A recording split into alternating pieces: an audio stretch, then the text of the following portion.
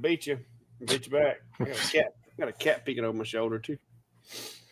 No cats in here. Just I don't know where he went. My little pet spider. Surprised you ain't got a cricket yet. It's too early for them. I was going to say it's about time for you to get a cricket, isn't it? Working on it. Yeah, we're definitely working on it. We had, I don't know if we broke records, but we were up 90, 91 degrees today. So cool. Big turnaround from about 10 days ago. You got rid of all the snow, didn't it? Oh, yeah. Yeah. That's been gone for a while, but it's just been staying really cold. And now, yeah, it's typical Minnesota. Winter, spring, winter, spring, winter, spring, summer. Yeah. I hear you. Well, hello, everybody. Welcome back tonight. It's been a long week for me trying to play catch up and dealing with stuff that I've been having to deal with some of these machines. And I know Steve's been very busy. You've got the most recent CNC before I did, though. I don't know if you bribed them or just because you're that much closer to where it was shipped from or what, but mine's supposed to be here tomorrow. So hopefully I'll have some time to play with that one.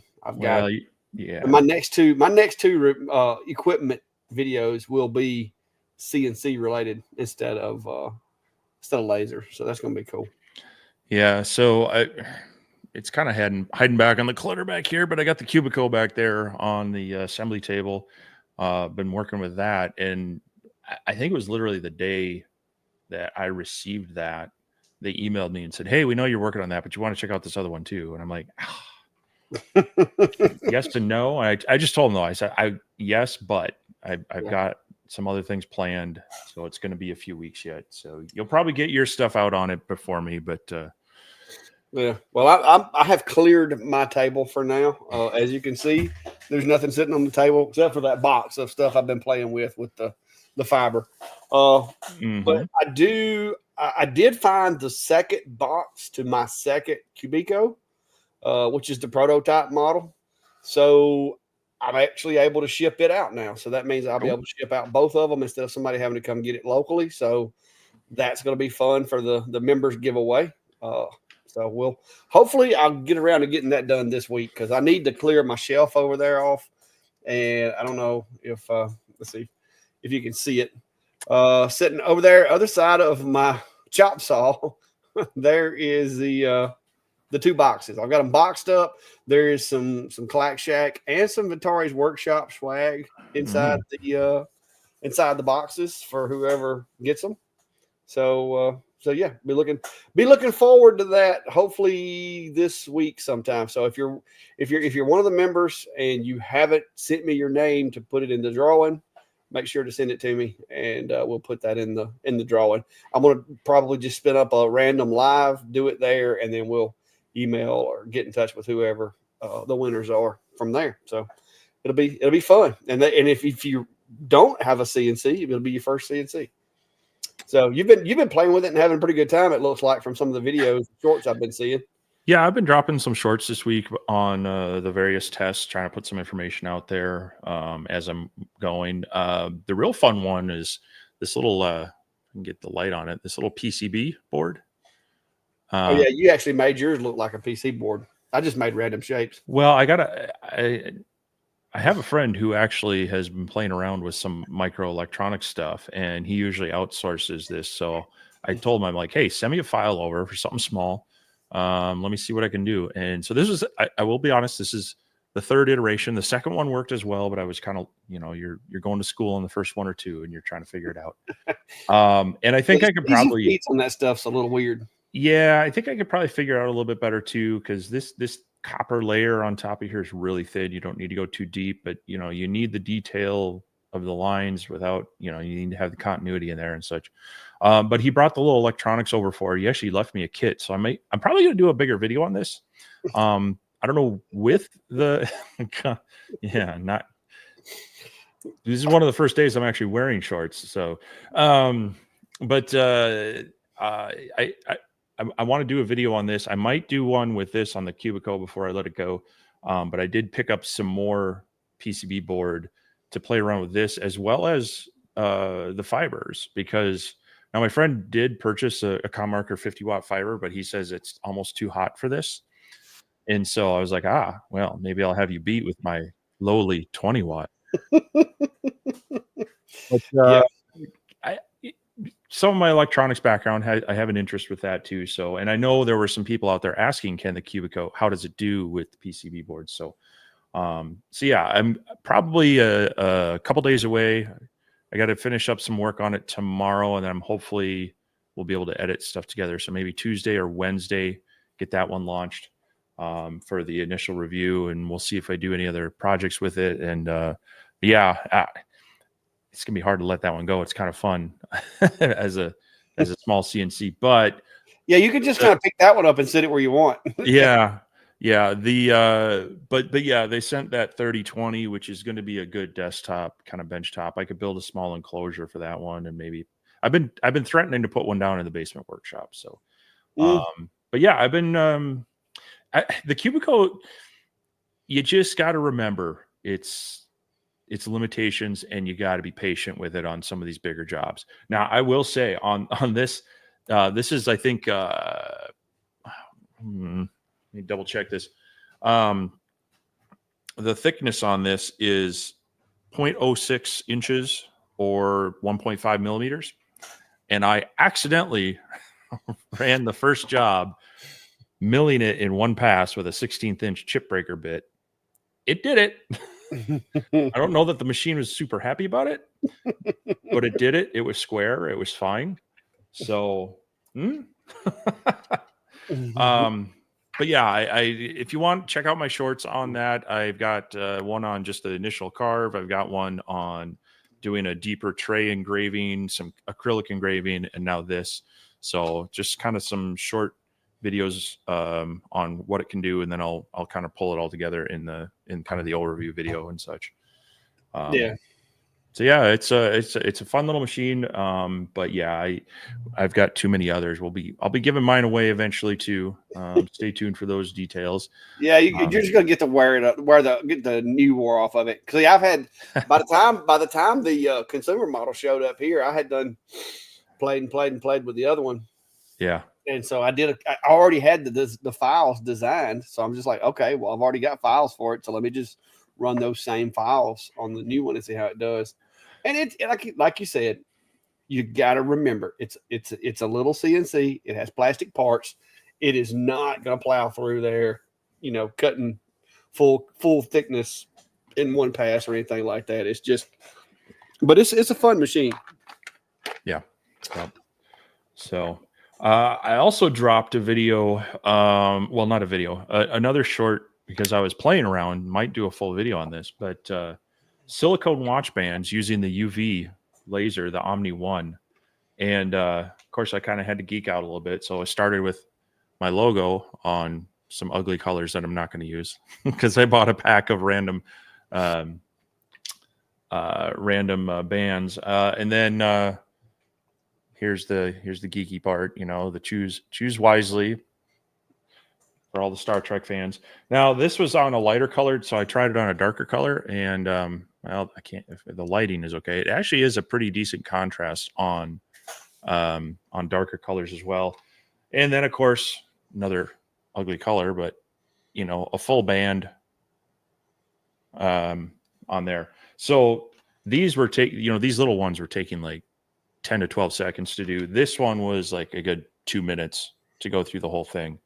Yeah. I'm assuming you're doing like crosshatch at least. Yep. Yeah. Yep. But yeah, it's working really well for that. So wanting to play a little more with the UV laser, get some stuff out there on that. But and I've got some project stuff coming. I've been working on I showed a little bit of my laser storage rack with the French cleats on my live stream a week ago. And I've got a French cleat up there. I had a space that's kind of like right above my computer area here. So used a bunch of scrap plywood up, built a shelf unit, and then I'm going to be putting in a bunch of little caddies, a little storage bin, stackable. So I'm going to put that together. And with that video, I'm also trying to do a little bit of a comparison of cutting with the P2 as a CO2 versus the S1 as a diode. It's 40 watts, 55 watts. It's not an equal wattage comparison, but I think it'll be hopefully a little bit interesting to show some of the differences between the two. So, no doubt. Among some other things brewing in my head. Dave says supposedly his P2S will arrive this week. Scary, planning on where to put it. Well, Dave, consider carefully because you're not going to want to be toting it around. Yeah. These desktop the desktop CO2s are not known for being lightweight. They can get a little heavy. But yeah, the P2S is a good machine from what I've seen because it's basically the P2 with a few upgrades, and I like my P2. I kind of wish I had a P2S, but not yet. We're working on it. Me and Steve were just having that conversation about we kind of wish we could step it up to the P2Ss. But I've been using my P2 this past week after I finally threw in the towel on the Mega, and I had to get it off my counter up there because I had jobs that I was trying to get done, and if that dog don't hunt, it can't stay here. So yeah, it has been put over there under the CNC. I'll keep it there. Maybe there's going to be some software updates and some patches, firmware upgrades, or whatever. I'll hang on to it until they have a chance to do that. They sent me a beta of their software and said that they had changed some things and check this one out. We think this is going to fix some problems. And I was able to turn on the door alarms and the different, warning activations for opening the doors and stuff. I was able to turn those on. I didn't get the temperature alarm, but I'm still getting the low water flow alarm just as soon as the machine connects.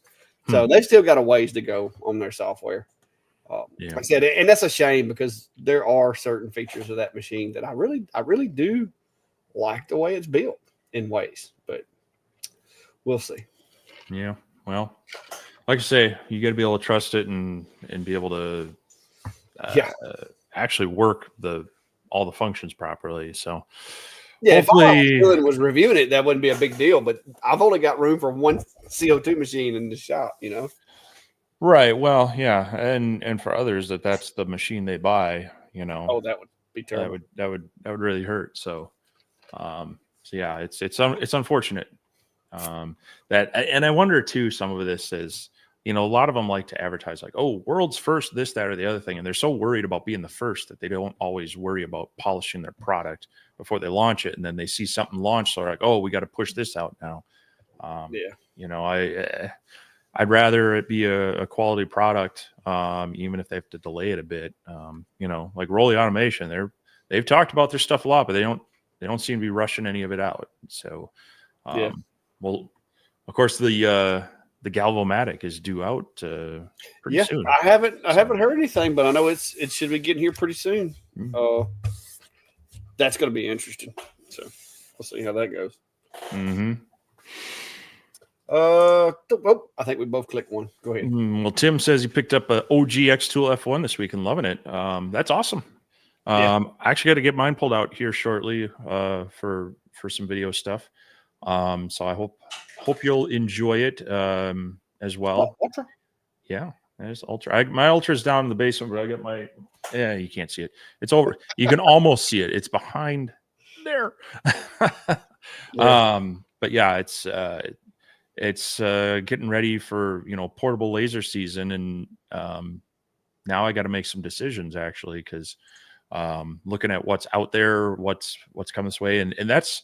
We've talked about, doing some giveaways and such. And so as some companies have reached out to me about things when they've been offering these kind of smaller lasers that could be contenders for an on-site portable laser, I've been willing to take those. So stay tuned. One of them right back there, little Atom Stack P1 did show up.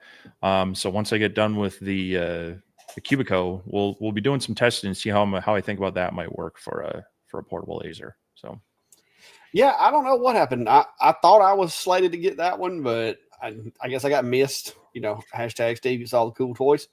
But yeah, I think that's going to be a good little machine for events as well. Well, you got missed for that one, and I got missed for the Hurricane. So I think you're up on me. Yeah. Tiffany's asking, can you tell me I have, wait a minute. Can you tell me I have one for my We Create Vista? I just haven't used it. And what are some possible ideas for the 2-watt IR? I'm planning on swapping it out this Tuesday. Got dog tags. What else? Anything anodized, the IR modules do really well on. Now, keep in mind it's a 2-watt, so it's not gonna be the fastest thing around. But if you stick with anodized materials and stuff, you can run really fast speeds and get nice results. But as far as like trying to do any kind of deep metal engraving, it's just gonna take a while. I just so happen, and this is going to be a pitch for my struggling craft Atom Stack craft video. So it's good for metal, but also don't discount it for acrylic. So yeah, this is the difference between acrylic with the this is the blue diode, this is the IR. You're getting much brilliant whites, compared to the blue diode, and so you can do cool things like make really nice detailed engravings on especially black acrylic is good for that. It is a little bit slower because that spot size is you got to drop you got to increase your lines per inch, your DPI.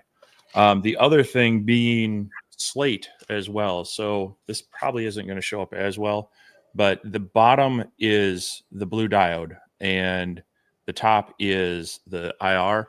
I can't quite get the light to shine on it right, but you see the blue diode is a little bit kind of yellowish, whereas you get a whiter look out of the IR. Again, it's slower because you got to increase the line density. So, and then of course, yeah, the metals are it's great at that. You'll be able to do. This was on the craft. Using the IR, I was able to get some coloration on stainless steel, but that you are going to hunt around forever, depending on your stainless steel thickness and type. So it can quickly get frustrating. But these are fun. Yeah, but like Clark says, anything anodized, it'll work well for us. So those business cards and dog tags and such. Yeah, if you live in a state to where you can have like tags on the front of your car other than like state issued, this is actually a anodized aluminum, black anodized aluminum plate for a license plate, and I've got one like this on my personal truck. This guy, I actually went and put the Clack Shack logo on it. I didn't put the logo on this one. This was like a first run, but I can always go back and do that. But yeah, the black and white images, like you can see that's really detailed. And I did this one. I think I either did this one with the S1 or with the P3, one of the two. I'm not sure because I did two of them. I did this one and the other one as well.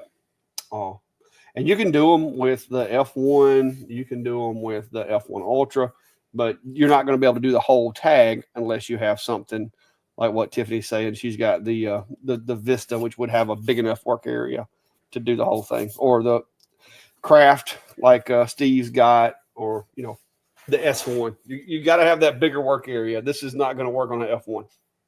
Yep. I've been meaning to sneak around and put that one on my wife's car. I hadn't done it yet.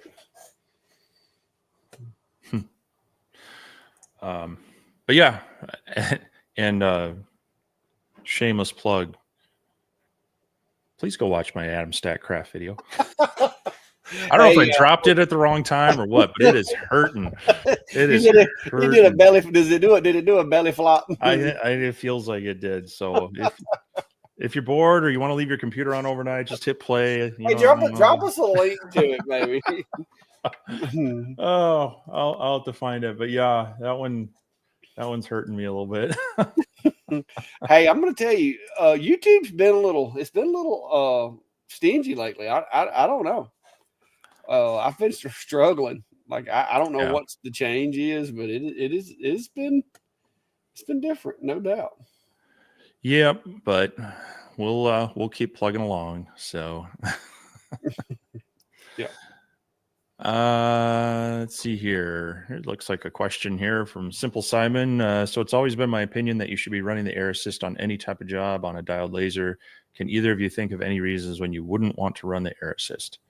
I mean, if your laser's off, you could probably turn it off. But Yeah. I think you're going to find both of us agree with that statement. Now, there are times it's nice to be able to adjust your air. With engraving, I usually just, and I think Clack does this too, I will run my test with full air and I will dial it to that. It does two things. It ensures that you've got positive air pressure coming out of that cone to keep any smoke and debris away. It can also clear out debris. So if you're, especially if you're doing like a multi-pass kind of thing, crosshatch kind of thing, it'll clear out any debris. But the big thing being is that you're keeping that positive pressure away from there. Now, when you're doing things like acrylic, you only need so much air with acrylic. Too much air can actually give you a more kind of a clouded, jagged cut. And yeah, anodized aluminum, that would be one of the few you might want to. I wouldn't turn it off, but turn it down. I wouldn't turn it off, but you don't want to be running too much air with these, because what can happen is, especially if you're overscan and going past it, as you come back, the air will actually get under it and it'll cause it to it can make the jump to move. So if you don't have it jigged in right. So this is one of the times where I would say you could turn it down lower if possible. Yeah. But yeah, I try to run it all the time.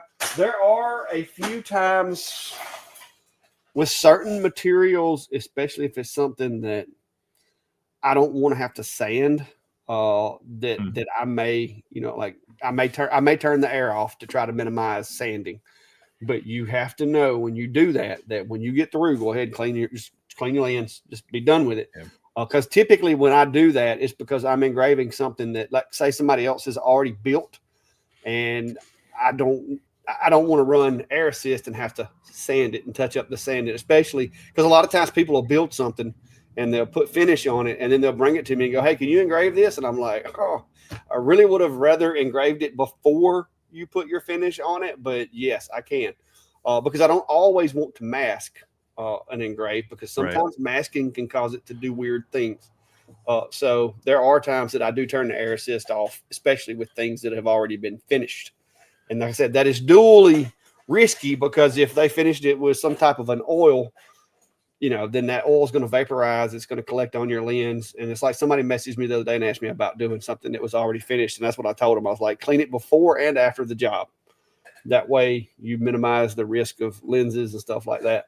Because if you start with a clean machine, hopefully it won't take that long. And then you clean it after, you should be okay. But yeah, that's one of the few times. Most of the time I run air assist all the time.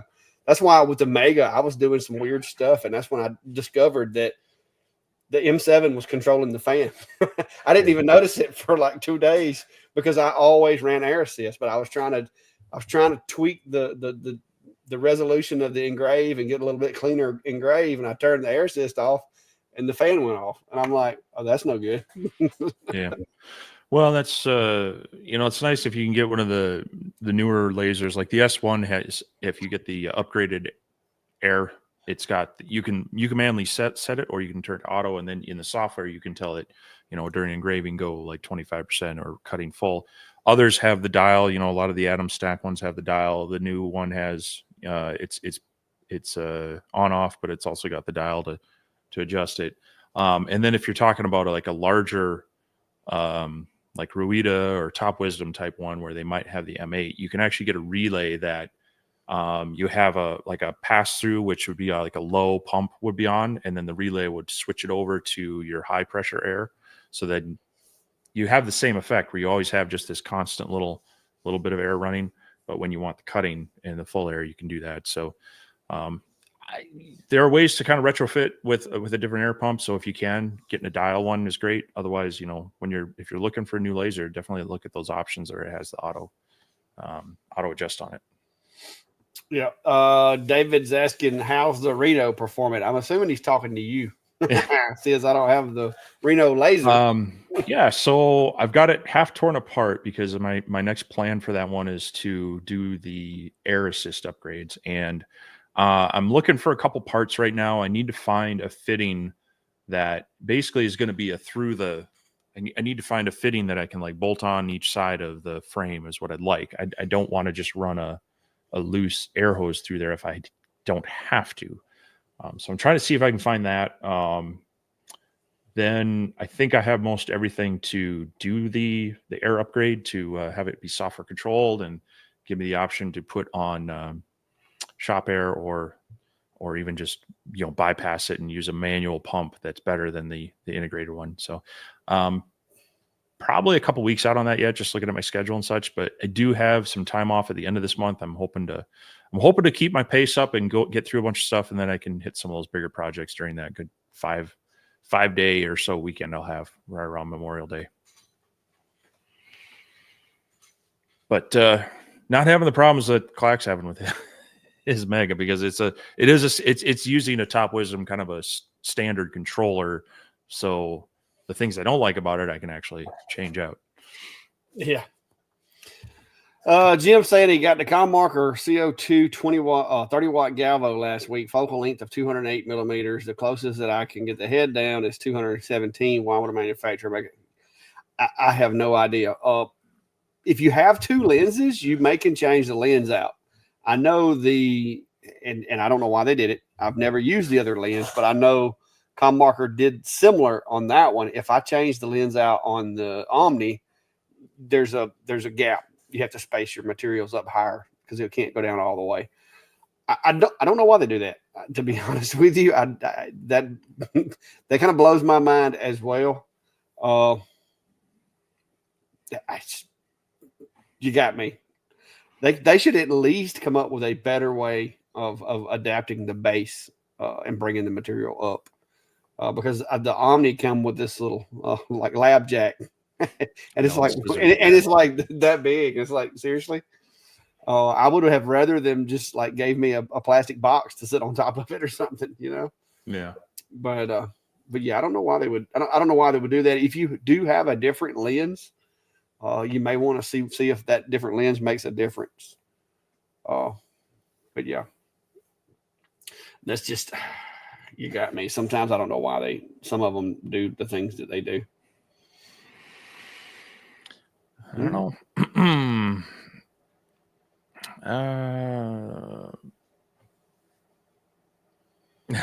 Yeah, Tim, I hope that's the case, but unfortunately,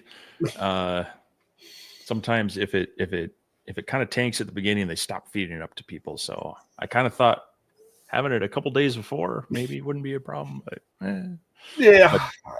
Mother's Day, I got you. Yeah. Speaking of which, thanks everyone who's here on Mother's Day. Hopefully you're not forgetting your mom. I mean, here in the U.S. it's towards the evening, so hopefully you've given her a call, texted her, or something at least, or the mother of your children, things like that. So, but we appreciate you still spending part of the day with us. That's right. Offered to take mine out to supper tonight, and she said, "But you have a live," and I was like, "But I would miss it for you."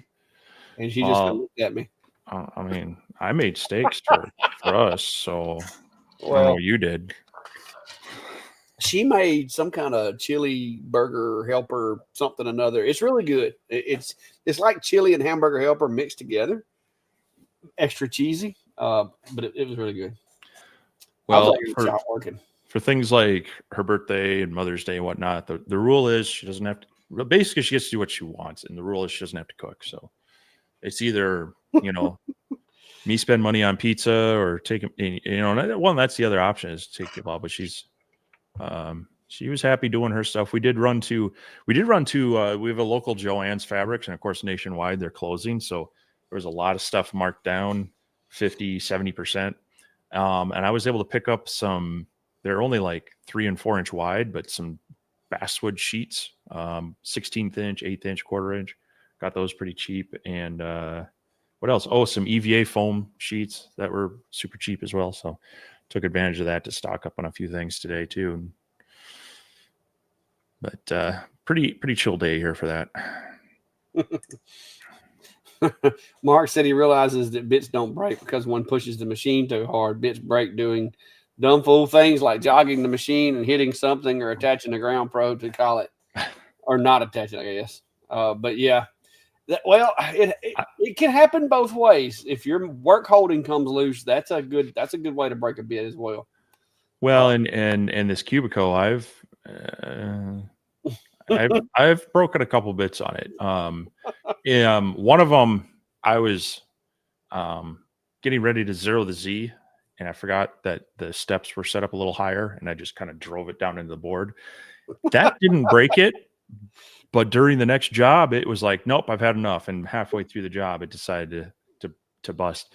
And then the engraving tip bits on this PCB board, if you get that too deep, it'll chip that tip off, and all of a sudden you're like, wait, it's not doing anything anymore. Dang it. So yeah, that happens. Yeah. Jared said they picked up your handle for the WeCreate Vision Pro and says it works great. Woo-hoo. Yeah, which one did you go with, the 3D printed or the laser? I like the 3D printed one, but if you don't have a 3D printer, then you can always just paint it black. Yeah. But yeah, I'm not, like I said, WeCreate is the best of the three that I've had, but it's still, I love Lightburn so much, and I got machines that I like better. So it's hard for me to really just stick it out with that machine. But this one, so far for me, and I know Steve doesn't really share my opinion because he's had some problems with his, but for me, this one has actually worked pretty well. So I mean, they're 2 for 2 on sending me machines that break or were broken out of the box. So I don't know what more I can say about that. It took them 2 weeks to get back to me this last time, which doesn't bode well for customer service. In the fact that, I'm waiting for them to address something with that cable. They said they're going to take my advice and do something better. I mean, the problem being they're using wire that is shielded in PVC coating. That's not wire that's meant to flex around. You got to use silicone wire for those cases, and it's just too rigid. Other people in the forums, I've seen two or three other people comment on the same thing with the Vision Pro. So it just kind of seems to be a hit or miss. If yours gets bent in the right spot, yours works. If it gets bent and fixed in the wrong spot, it's going to eventually work loose and bind up. And that's poor engineering. That's poor quality control. So they said they're going to send me a new one. We'll see. I don't have a lot of faith in it being much better.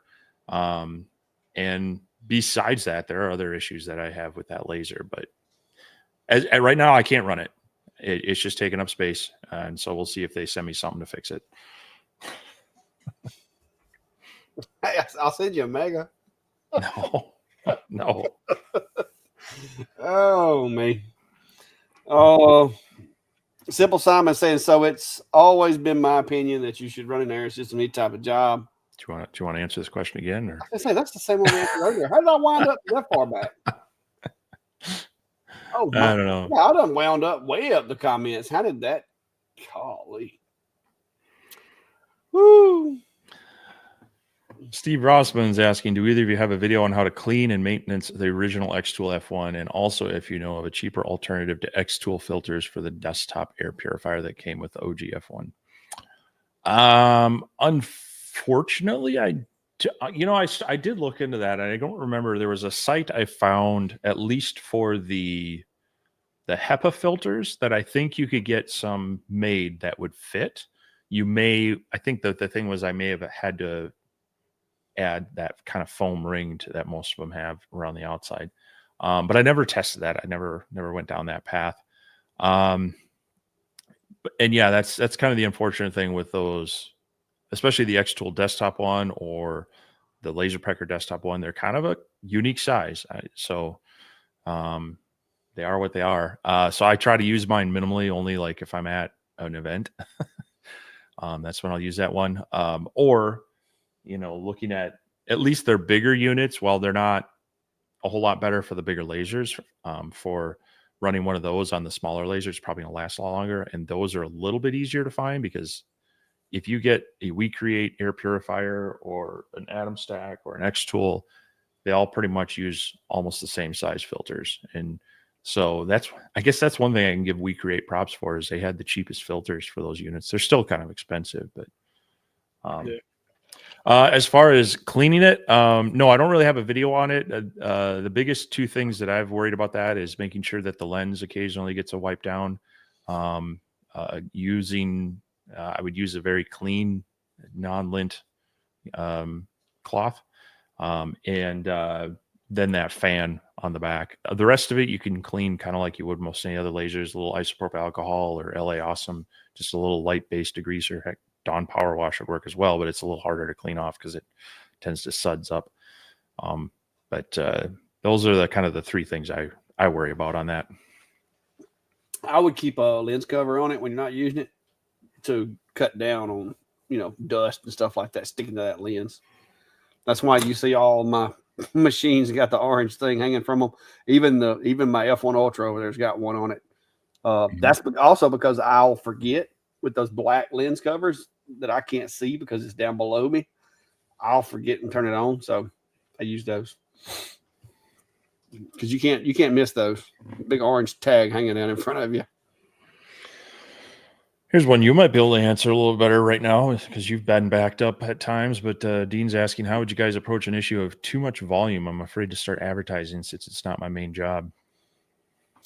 I will tell you this: if work gets to where it's coming in too much, then a lot of times a little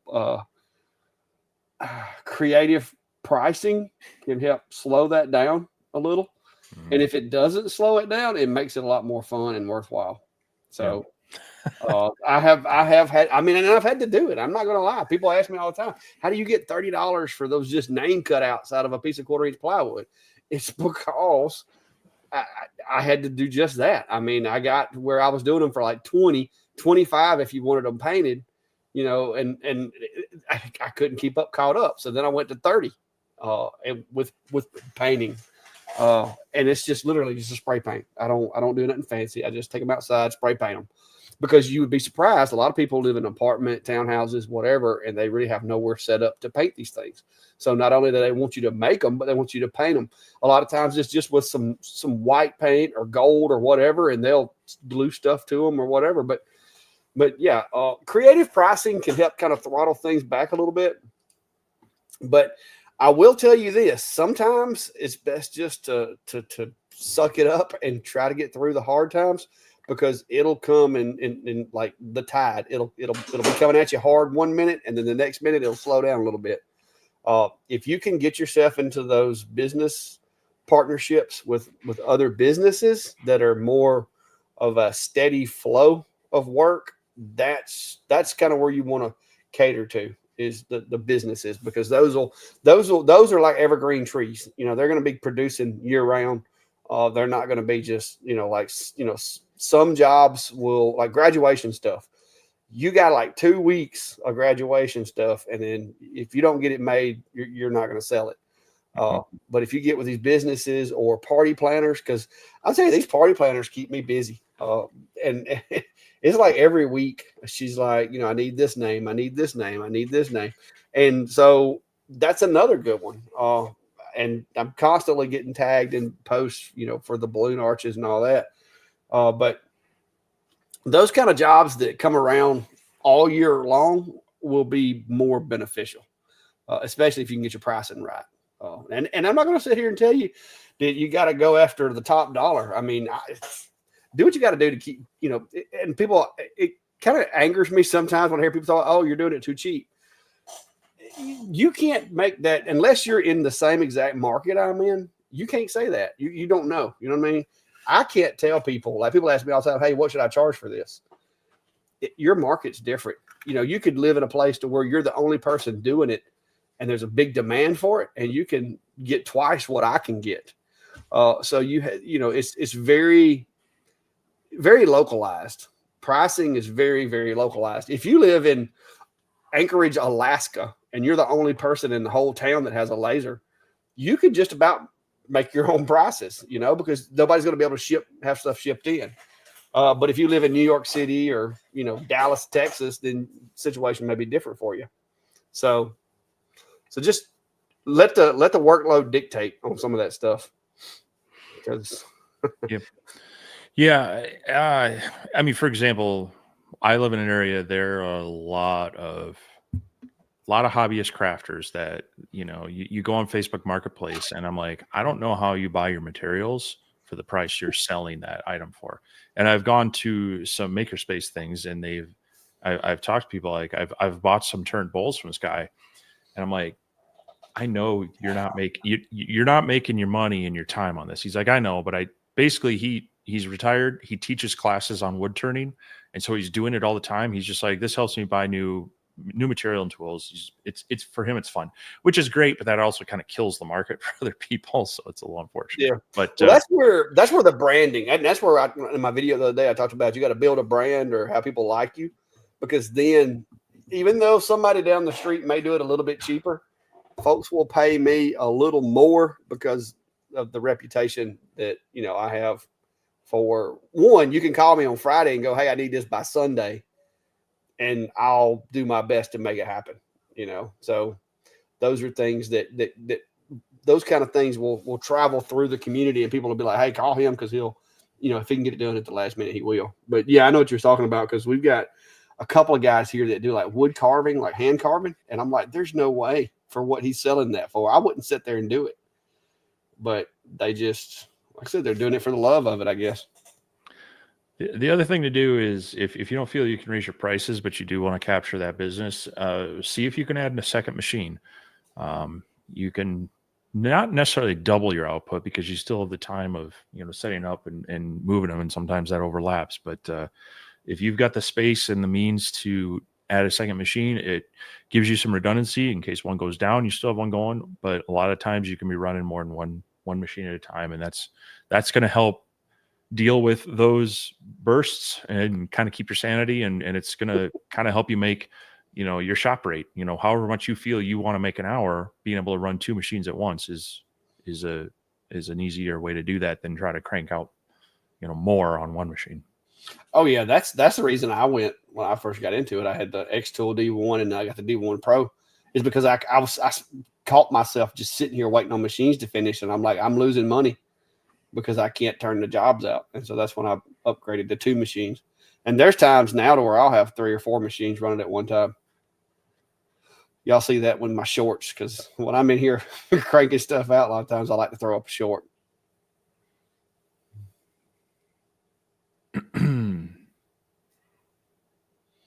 You want to get that one? Oh, I don't know if we clicked the same one or what. Yeah, apparently we did.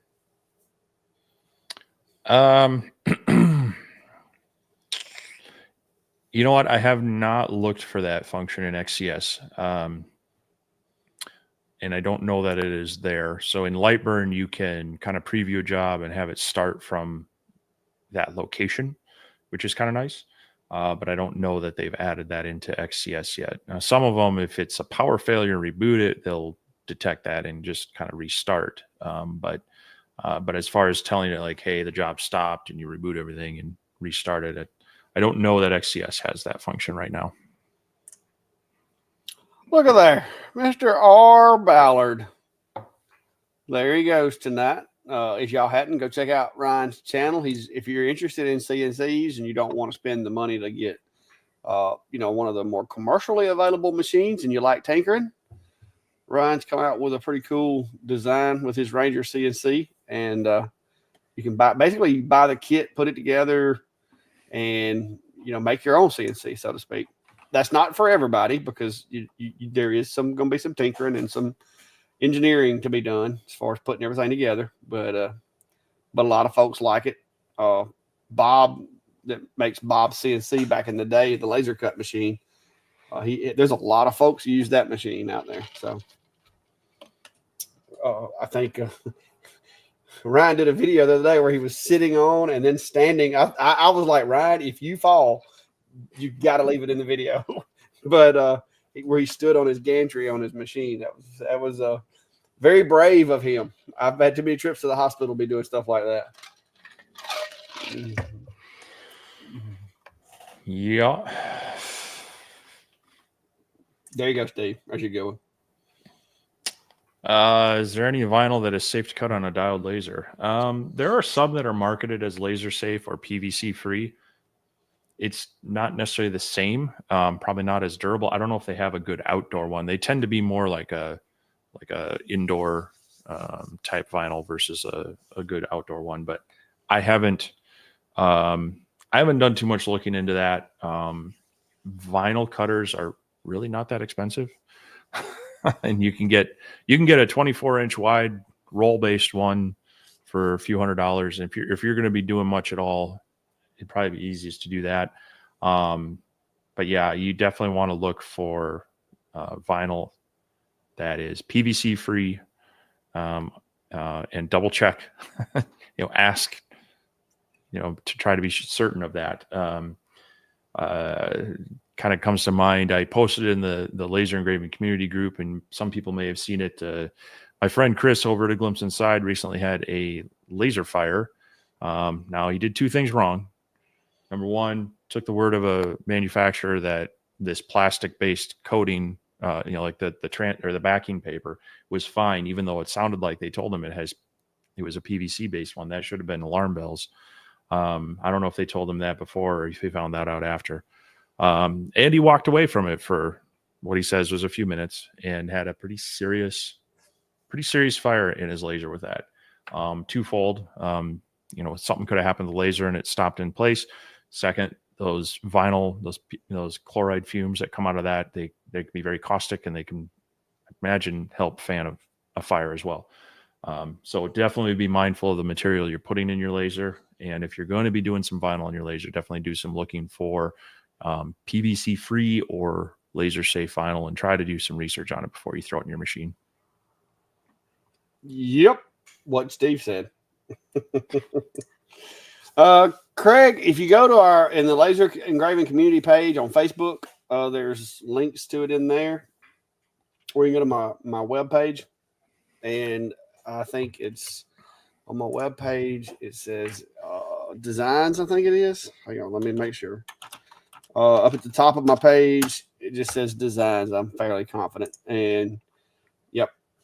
So you would just go right here on my website and click designs. And then I got these two. Enclosurezilla is the biggest one that I've got over here that I use.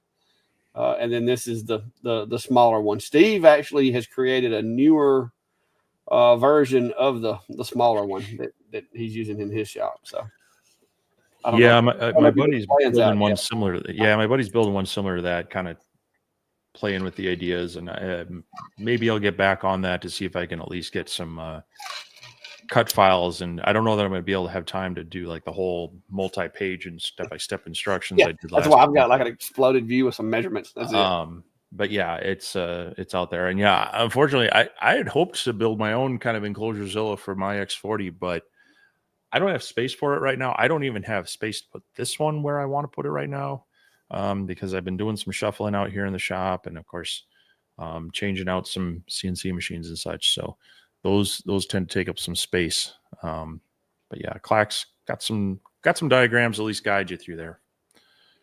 Yeah, it's not all the instructions, but it'll get you pointed in the right direction. Yeah. Jeffrey Stone's asking for OhmTech CO2. Is there a good reason to send the job to the machine versus going directly from Lightburn? No. If if you want, the reason I would do it is if it's a file you're going to run often, and you can just go over to the laser, put your material in, get your origin set, and hit go. Or if it's something longer and you don't want to leave your computer connected to it for that, you could do that. But generally, 99% of the time I'm running from Lightburn. But back when I did the airplane stands and the glue caddies and things like that, I had those in my laser. I had a fixed point to start them from, so I could just drop material in and browse to that file. But I find it usually I already have Lightburn open, and it's just as easy to open it up there, hit send. So personal preference to a point. There's only so much storage on your laser, and if you get too many files, you're going to be hitting that button a lot of times trying to find the right one. Yeah. But yeah, it is useful for frequent jobs that you're going to repeat. Yeah, the only thing I can think of why I mean, like you said, if you used a laptop and maybe you just didn't want to take your laptop to where your laser was or something, or if you like have frequent disconnects for some reason, which I would hope you would address the issue, but who knows? But I'm like you, I stream to mine and I don't save the file. Ooh. Robert saying, what is the free site for photo adjustment? I'm not sure which one he's talking about unless it's Imager. Yeah, and I don't know. They changed their stuff a while ago, so I don't know how much is still free on their site. I know they have some pre-adjusted images, but yeah, it depends on the type of adjusting you're wanting to do. Charles is asking, said, looking for a sander for laser projects, trying to decide between a quarter sheet or a detail sander. I will tell you this, random orbital, whatever you get. I like my random orbital. I've got a couple of other ones, but the random orbitals with some 220 or 120 sandpaper will do just about anything. I use my random orbit a lot, but I also have, and of course, you're going to complain about the price of this, but you got your Festool. I don't have a Festool sander. No, I have a Mercadero sander, which I've used for all sorts of things, from drywall to woodworking to laser projects.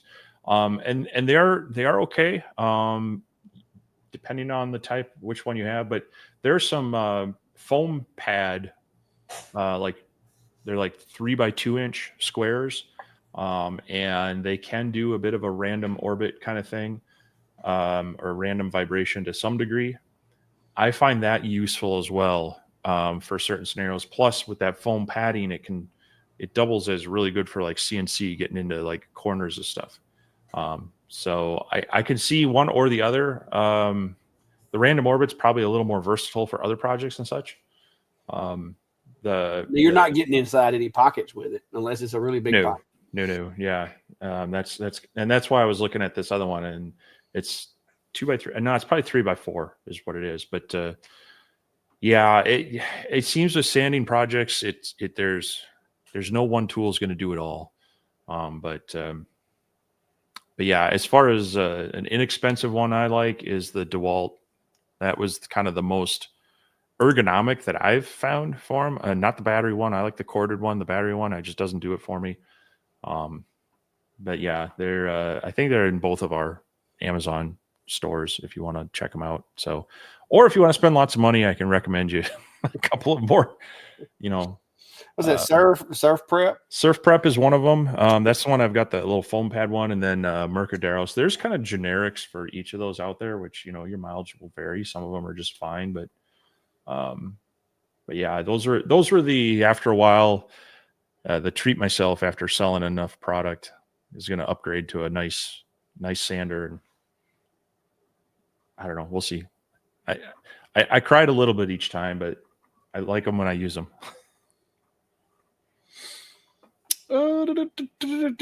Kevin's asking if either one of you made or seen an enclosure that was 2-tier, have limited space, but could go up. Currently have soft-sided enclosure for my Atom Stack A20. I think James Dean, didn't he have some CNCs stacked like that at one time? Or was that him that I'm thinking about? I don't know. They may have been side by side. I don't know. Maybe he did have top bottom. I think I can't remember. It was in a Facebook group somewhere where someone, I think, did like almost a 2 or 3 tier. And my concern is you're gonna to get the air to move through there. That's a lot of space that you need to displace the air. Plus, now your bottom laser is getting all the smoke and such pulled through it from the top ones. I would want to figure out a way to like maybe separate them and have like one air channel in the back so that they're not. Yeah, if they all had their own air exhaust and everything, I don't think there'd be a problem. But now you're going to have to, depend on how tall you are and all that. Yeah, you're either going to be squatting down or getting a ladder. Yeah, getting to them may be challenging. Yeah, I think it's possible. It's just, like you say, getting the air to move through more space, you either have to have extra fans, bigger fans, or something, because you're asking to need to move more volume. But haven't done it myself. Haven't found the need to, but I Yeah, wouldn't think it's I have too impossible. much stuff on shelves and stuff, so it wouldn't help me. Tim's saying I was watching one of your older videos and where I did some screen printing on the S1 and printing with Brandy. Do you still use it to make? I got that because Brandy said she wanted it. I don't use it as much. Like my shirts that I'm doing here, my friends over at This and That Vinyl make those for me. Brandy did tell me the other day that her and the girls have a couple of designs that they want to do on some different stuff. But Brandy's done a couple of, and I didn't do a video on it because I don't remember what. I think it was when I had hurt my right after I'd having knee surgery or something. I just wasn't getting around good.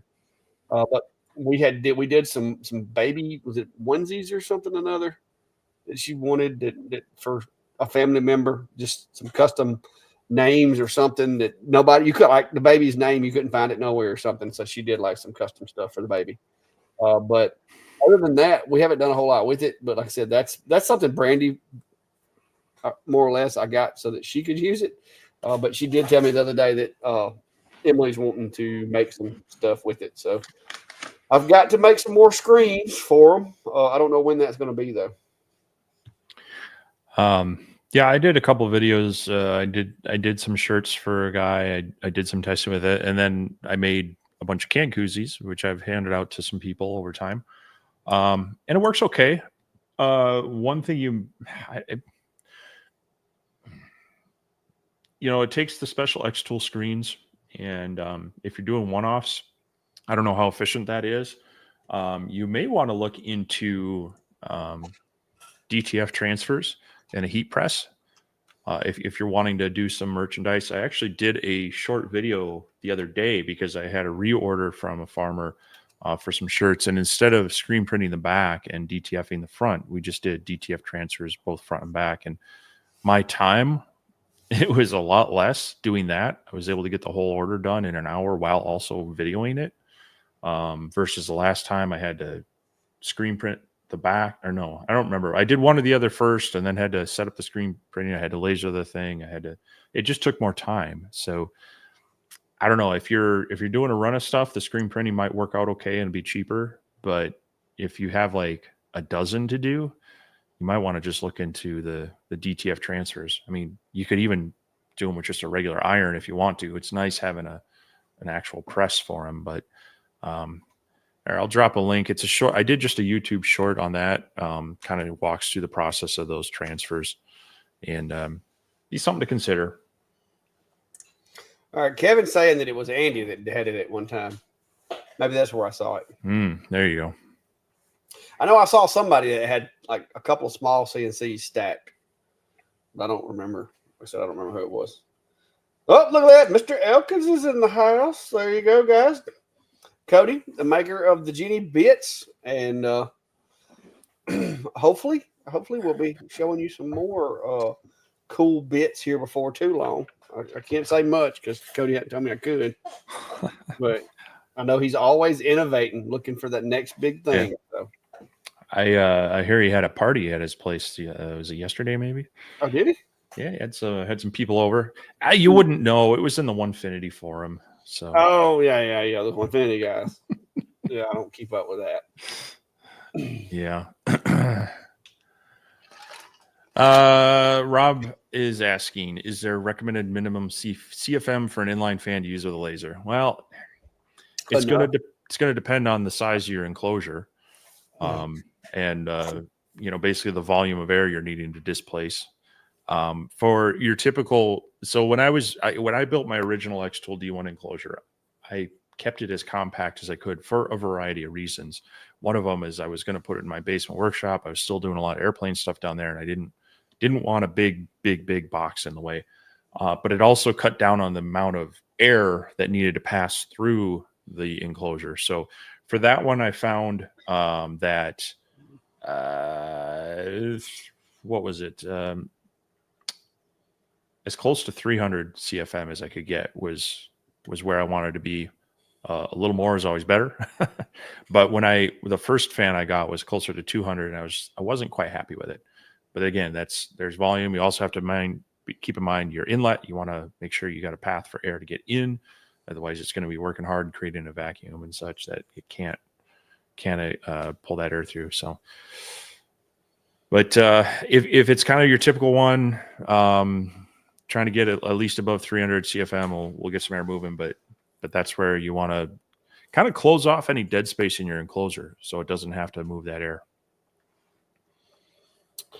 That's right. That's right. That's right. And it's got to breathe to be able to pull air. Yep. Mark's asking, do I use my rigid sander much? I assume you're asking about that one. And right now it's making a really great shelf. No.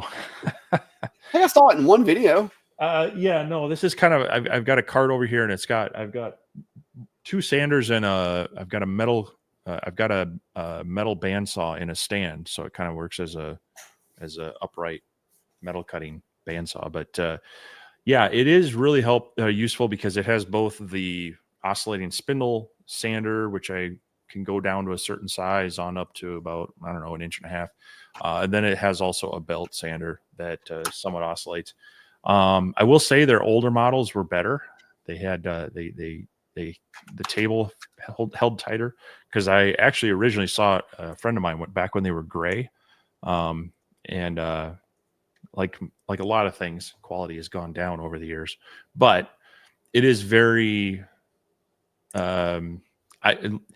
I like having that option for a spindle sander. If you've got, like, if you're doing any sort of cutting board with like a handle or a hook hole, I try to make it big enough that I can drop that in the oscillating spindle part, and it makes it really quick to sand that inside part.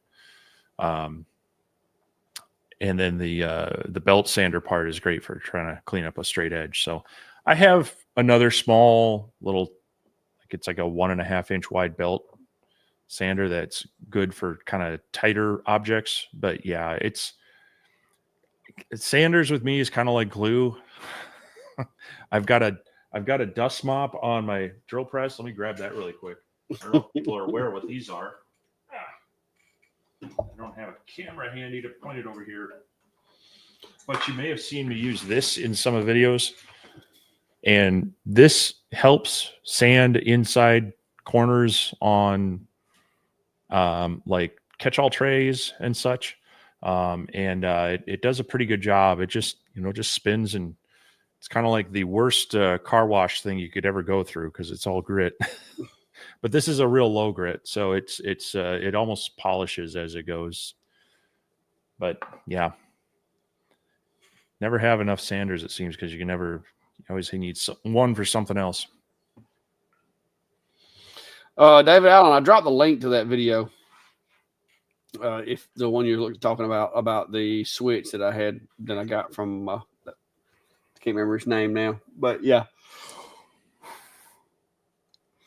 I use the S1 for a lot of my tumblers right now until I find a suitable CO2 to use. I want to switch to a CO2 for doing my tumblers, because I think it's easier and just generally will do a better job with less effort. Because right now I'm doing a really good job with my S1, but it's just, you have to make sure you get on top of the settings and you do everything just right. So I'm keeping the S1. That's really the only thing that I do with it much anymore. The other day when I had like all my machines running, I did run it, but yeah. The P2, I don't like it for tumblers. I don't like the way XCS on the P2. I just, it bugs me. I don't like it. so I don't do tumblers with the P2. I've tried it 3 times, and every time I end up saying dirty words and have to put it away, because it just frustrates me. I don't know why it is. It looks easy, but when you get used to using Lightburn, or you get used to using the S1, it's actually quite complicated. Yeah. Oh. March, that's a good idea, using the drill press. I don't have a drill press, so that's not an option here. I do have some of those little brushes, though. I have a floor standing one here. So when we had a Lowe's in town, but they were in the wrong spot, and when Lowe's was contracting some of their stores, they decided to close the one here in town. So now if I want to go to Lowe's, I got to drive almost an hour. But they were closing out a bunch of stuff, and so it's a Porter cable floor standing one, honestly, it was a good deal. I would rather have like the half height that I could build a cabinet under and be able to move it easier and have storage underneath it. But it was a good deal. And then I also have a small hobby. It's a Craftsman I bought at Sears back when Sears was still a thing, like 20 years ago. You know, I probably spent $80 on it at the time. That's down in the basement shop for drilling model airplane parts and such. So they're handy if you got space for them. But yeah, it's one of those things that, you know, well, you've got your Rockler drill press thing that, you know, yeah, I use it for a lot less space. Yeah, I use it for what I need a drill press for, because I don't. That's the only thing I need it for. Whew. Oh. Michael's got 5 lasers and 2 3D printer and an 8x10 shed. Well, depending on what size laser they are. Because if it's those little asmers, you can have like 40 of them in there. Yeah, let me go grab that Atom Stack one. Jeffrey, each one of my enclosures has its own exhaust port. It's 4-inch exhaust pipes leaving the building. The only one that isn't exhausted outside is the S1, and I've got it running on the AP2 because it's over there and kind of in the middle of the room. But all my other enclosures are vented outside. Darn corded ears. But yep, you could have 5 of these in your shed, really, and still have room. But I like the way they did that. Is that the sides are separate from the front of that, right? Yeah, so it's got a door that opens. Okay, that is much better than that Sculpt Fun or whatever it was I had. And since I don't want to drop this, it also has this plate on bottom that gotta rotate that. There we go. So this can come out if you want to set it on something, because they also have an accessory port on here. There's an extra port for accessories, but you can drop the focus below the machine. And this has guides for both the big white square there. That one's the 455 blue, and then the hashed one off to the side is the IR module. Because of the offset. Yeah. Yep. So kind of cool. The module is tiny. You know, it's a 5 watt in there. So it's not like it's going to replace your big CO2, but see, that's it looks like it's built pretty good.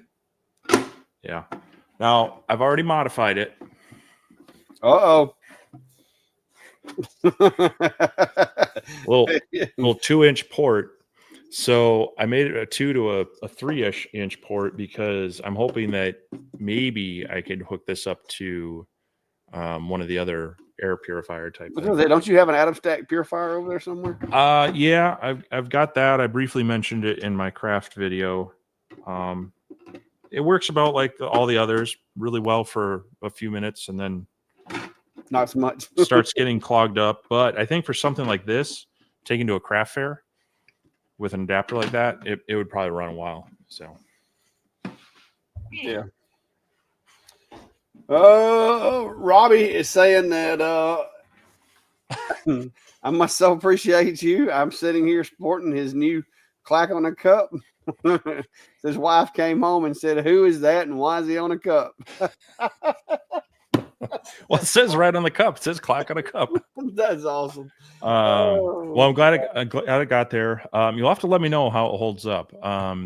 The stainless steel on some colors, it's still a little hit or miss. They are coming out with a kind of like a primer cartridge for more glossy surfaces or slippery surfaces that it can apply that down first. It should help it. But I did order a set of 6 white tumblers that have that kind of matte finish on it. So I've got a couple more things I want to do with that, and maybe we'll make a series. And we'll have to serialize them, number 2 and 3 or something like that for clack on the cups. But glad it got there, and hopefully your wife enjoys the humor of that.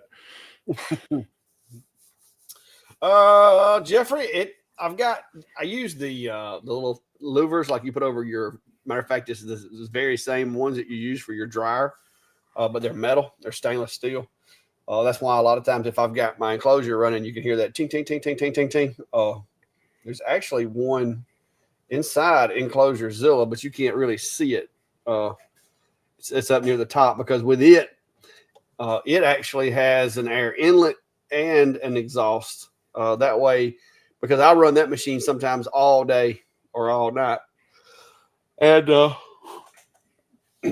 what you don't want, especially in Alabama in about August, you don't want to be pulling a 4-inch column of air from your air conditioner and blowing it outside and causing 4-inch column of air to come through the crevices and the cracks in the shop, because eventually your 70-something degree temperature in the shop will become the 100-degree temperature outside. It'll equalize. And so this enclosure it breathes from outside and then exhausts back outside. If I open the lid, the exterior air intake closes automatically just because of vacuum, and then it starts pulling shop from inside the climate controlled area. So it's automatic exterior air. So, and it's handy in the winter time too, when it's really cool. You don't have to worry about pulling all the heat out and blowing it outside. Whereas with the other machines, it's pulling air and blowing it outside. So yeah, that's why I was running some of the air purifiers in here today, because like I say, it was 90, 91 degrees out there, and it's still cool in here because like the slab stays nice and cold. It gets nice and frosty from winter.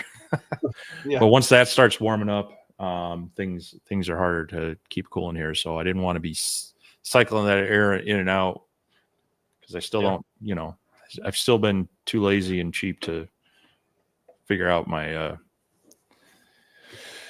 mini split situation. Yeah, because a lot of folks don't realize it, but air's kind of like pulling a giant rope. It's like pulling a 4-inch rope. In order to push that rope out through the wall, you've got the other end of it's coming in. So as your air is going out through your exhaust, air somewhere has to come in to replenish that inside that enclosure, or inside your house, or inside your shop, or whatever. So you have to take that in consideration, especially because this building is not the best insulated, as you can tell. So my little old air conditioner struggles already. Well, that's one benefit I should have once I get mine done, is when I built this, I insulated it pretty well, knowing, I was thinking more winter, but yeah. So it's just a matter of getting some things arranged and talking to an electrician and all that. So Ryan said he still wants a clack on a cup. I'll get with you, Ryan, on that and some stuff. So don't worry. We'll see what we can do for you. It's terrible. But now, if I do get around to building another shop after retirement, I'm going to do a little bit better job of insulating it. But this was, like I said, this was never intended to be a shop. Remember, this was a pole barn. It was literally a place to park my tractor, keep it out of the rain. Yeah. And it just grew into a shop. Well, this was technically supposed to be a garage with a small workbench area, hasn't seen a car in I don't know how long. So, but yeah, when you're talking about heating or cooling a space, insulation is your first best friend on that. Yep. Which is it's a nice 70 degrees in here now. Oh, 69.6 degrees in here. Well, you're cooler. And I'm 73 in here right now. Well, this is artificial. Well, it's still 81. Right now, it's 67 degrees Fahrenheit. Tonight, expect a low of 64 degrees. Yeah, so let me double check that. 69, and then it'll be 64 is the low tonight. Yeah, we're still around 80 right now. Yeah, it got cool here last night. They were saying that last night's weather, we won't see temperatures that cool until October after last night. So, well, we've got a bit of a warm week upper 80s, almost 90 through Wednesday, but then we got a storm rolling through, and then we drop back down. Highs of 57 on Friday. So, yeah, I went with my daughter to a place yesterday for a little birthday party for one of her friends. Whew.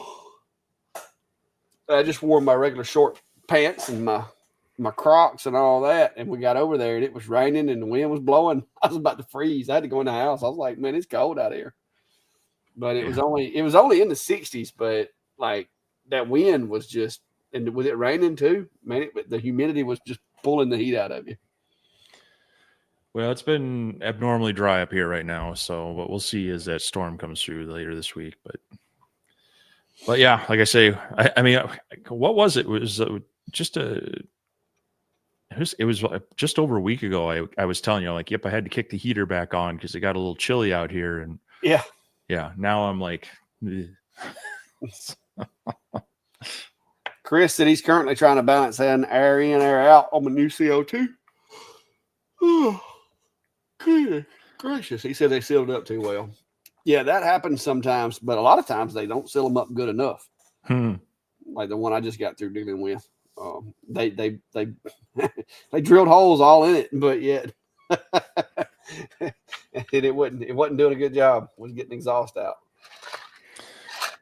Yeah, it's and well, I see I've got the inverse problem here that you have is I would love to have an air intake and just pass through the laser and back outside, but probably a good 6 months out of the year, I would risk some serious damage to my laser pumping in that sub-freezing air. So, Yeah. I don't know that I want to run smoke. You have to put like an inlet warmer or something in. Well, yeah, I was gonna say I don't know that they make heat exchangers, but I imagine the smoky air going out, that thing is gonna get all nasty in a hurry. So, yeah. Yep. Big Heart 86. Right now, I have the dining room in my house as my shop. No dining room table, but have workbench and storage shelf. Yeah, we've been. So we're still in kind of our original home that we had pre-kids, and so now I have almost 3 adult children living with me as they finish school and get through college. It's a little tight, and so my wife needed some area, and so we've been talking about building her kind of a crafting table, and it's going to either go in part of the dining room or part of the living room. So, I feel that pain. But you make do with what you got and carve out your hobby space or your working space, and everybody always wants more, but it's figuring out what you can do with what you got and building upon that matters. So. Yeah, it's a dream of mine to have me a different shop, a bigger shop. But I'm thankful for what I got. Don't get me wrong. But as my business has grown, and with me fixing to retire and depend on it more, I need a little more space.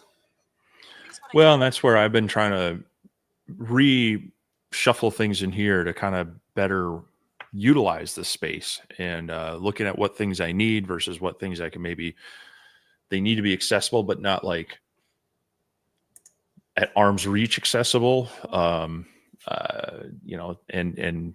trying to condense maybe some of the wood. That would be my ideal thing. If I had a space to store more of that would open up a lot of space for me. So you say that, but I've got lasers stacked in my kiln right now. In boxes. Because, some of these boxes we try to keep up with, it's like, where do you keep a box? Because I've only got a few places. Like if I had boxes outside without a dehumidifier or anything right now, they would just be soggy because it is so humid out there. Well, that's where I've been keeping my boxes is in there with my wood and stuff inside the kiln. And unfortunately, for me, a lot of times I'll get the machine up and running, and unless I start noticing issues, I'm like, sorry, box has to go, foam has to go. If I can get rid of the foam, getting rid of the foam is the worst part. I wish they'd figure out ways to use more cardboard in their packing and minimize the foam. it's just a pain. We had city cleanup days, and they stagger it. So throughout the month of May, they have a collection site where you can bring non-hazardous household garbage. And I'm not kidding. Between some stuff we bought for the home, some laser equipment, CNCs, and other things, I nearly filled my van up with just packing material, the frames of that. It would have been hilarious to take it to the dump where I have to weigh in and weigh out, because they've been like, you didn't lose any weight. But luckily they took that, and I was able to clear some stuff out. But yeah, it's a space. You got to get a little creative with the space you have. You can make it functional. And I mean, I know you've done a lot there too. Dude, I got stuff sitting on top up in the attic. I mean, I got lasers just like in like little shelves and nooks. Yeah. But I try to get them out of here when I can, and like put them in foster homes until I need them back.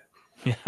But here lately, I've had machines that I've been, have been doing stuff with, and it's getting to be a bit much. That it is. Ryan says dining rooms are overrated. They can be, more often you're sometimes just at whatever, grabbing some people have like those breakfast nooks or whatever, the counter area, everybody's on the go. So I think they're used less and less for formal dining than they used to be. Yeah, we've got a little our kitchen table, and that's it. We don't have a formal dining room. We never have. We don't even hardly use the table we got now that much. I mean, it's everybody's schedules can conflict a lot of times, and kids are coming in from school hungry, and then we don't get home until like after 4, and the kids already ate, and it's a mess. Yeah. But it's a heavy table. I need to bring that table out here and do some more stuff to it. It was supposed to have been temporarily done until I made sure it wasn't going to fall apart. Well, that's out here and finish it. That's what some of those walnut slabs are for. Was for a new dining room table, and it's just other things and less priorities on getting that done. At this point, I'm kind of like, I'm going to start using them for something else. Yeah, but. Yeah. Steve, I know you can answer this one. I have a craft show coming up, and I'm struggling for inspiration on new designs. Have you guys ever run into that? Yeah, all the time. I don't know if what I like to do anytime we go on vacation. We like to browse some of the local shops and such, and when I'm at those places, you'll see usually kind of some of the local decor. Usually they've got like a store that's got some local craft type things. I try not to like outright steal designs, but try to be inspired by them. So I'll try to take pictures of them and then think about, okay, how can I make that more local to me? Because that's the other thing is, the area that you're in or the area you're going to, if you could, whether it's based on area code or some, city theme, or, even statewide kind of thing, doing local stuff, is going to help. And so, but it's always trying to put your own spin on it, because otherwise you're just doing what someone else is doing, and that's a race to the bottom. So I like browsing some of those shops, going to, craft fairs, depending on the type they are. Our makerspace has a artisan sale like quarterly. So, I'll go there and kind of talk with people. Or, I mean, if you have one of those, ours local one, I wasn't going to join it because I needed access to the tools. They recently, I think, came out with like an associate membership where you're a member and can go to their events, but you don't necessarily you aren't paying to use their tools. So that's the other thing, is that when I can surround myself with 2 or 3 other like creative types or whatever, to just say, give me an idea on this, how could I change this up, or what's something that, Clack and I've done that in the past. Like, hey, I was thinking about doing this. Why don't you roll with it? So yeah, it's sometimes it's finding those kind of outlets, and And in some cases, that's Facebook groups,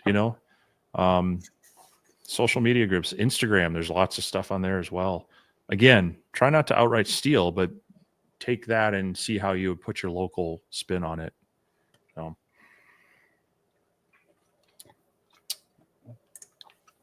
BDA Studios, question about doing on-site personalization. How do you handle the orders when it gets busy? Do you text them when it's ready? I assume you have them pay up front. BDA, a lot of times I'll do it either way. If they want to go ahead and pay, they can. But I don't always require it because my blank cost is not that much. And where I live, generally speaking, people are, if they tell you they're going to be back, they're going to be back. I mean, it's not like some places to where, people will try to scam you out of money or whatever. But for the, if they have the chance, or if I can get to them, the problem I have a lot of times is, like, I'll be there, I'll have Klein there helping me or something like that, and we'll be so busy. Like, I'll be working on orders and getting stuff done. He'll be taking orders, and I'll be trying to process payments in between making orders. And sometimes I just don't have the time to do the process their payment right then. So what generally happens is Klein will be standing over there with a little notepad, something like this, and he'll take their name and what they want and all that, and whether they paid or not, put it on this piece of paper, tear it off, and hand it to me. And then I'll just go through them. A lot of times he'll even go as far as, especially if it's like a dog tag and they don't know which one they want, he'll get the box and let them pick which color they want or whatever out, and he'll lay that there beside it. And so when I get caught up with this job, I can just reach over, grab that one. I've got, everything's there, and I put it back in. Haven't got burned on that yet. Not going to say it's not going to happen, but typically folks will come back and get what they ordered. Sometimes they even order more when they come back because things have slowed down. They're like, oh, yeah, while I was gone, I was thinking about it. How much for one of these? So it depends on your area. That's one of those things, is personal preference. But if they get me, they're only going to get me for the cost of the blank. And if it's something like a keychain or an anodized dog tag, it's not gonna kill me. A lot of times trying to shut down and take payment ahead of time and all that is actually going to cost me more in sales than if that person wants to screw me out of it. So not something I really stress about a lot. And I don't know, like I said, it may be different in other places, but I haven't had anybody mess me over like that. Yeah, I think the two key things there are, if you got to pay someone something, try to get some help, as that immediately is going to take a lot of pressure off it. It's going to be someone that can keep an eye on things. And heck, if you need to go get a drink or use the restroom, you got someone there to watch your stuff. Yeah. But that's a huge help. The other thing is, be mindful of what you're going to be personalizing and how long it takes to do each one. That's where the X-Tool F1, it's a nice small portable machine. It's a Galvo style, so it's fast. Yeah. But you pay what, $1,200 for them right now for the dual source one. This Atom Stack machine, for example, I think is like $250 or $500 if you get both modules. It's going to be slower. It's not going to be as fast at doing those. You can do those dog tags. I mean, sometimes it takes more time working with the customer, saying, okay, what font, how do you spell it? What's the number? What do you want on this? And then by the time that you've got all that figured out and you hit go, they're like, that's all it took. You're like, well, yeah, there's a lot of, if you've got your jigs and everything set up right, yes, it is, the final actual engrave can go quick. So working on that process and making sure you're, if you're going to offer things, have something you can drop in place that you can just quickly edit text, and you're not doing a lot of layout and framing and checking, Yeah, and that's why that's another reason why I like the F1. And you've seen my little kit set up to where I've got, now that you can have different instances and different canvases, I can have 10 different item jigs open in XCS, and all I got to do is pop one out, pop another one in, go to the correct canvas, click it. The font, a lot of times I'll have 3 or 4 different types of font kind of in the outside edges ready to go. And I'll just drag and drop, change the text, hit the button. And it's like you said, they're like, man, that was quick. And it's as I tell people all the time, it's taken me a long time to get that process down to where it is that quick. Because in the beginning, I was using the X Tool D1. It wasn't that fast. But now I've got the A24 and the F1 on my portable setup. And I use that. Typically, the A24 is just for like cutting out things. Like somebody says, hey, I want one of those wooden, Christmas ornaments or whatever.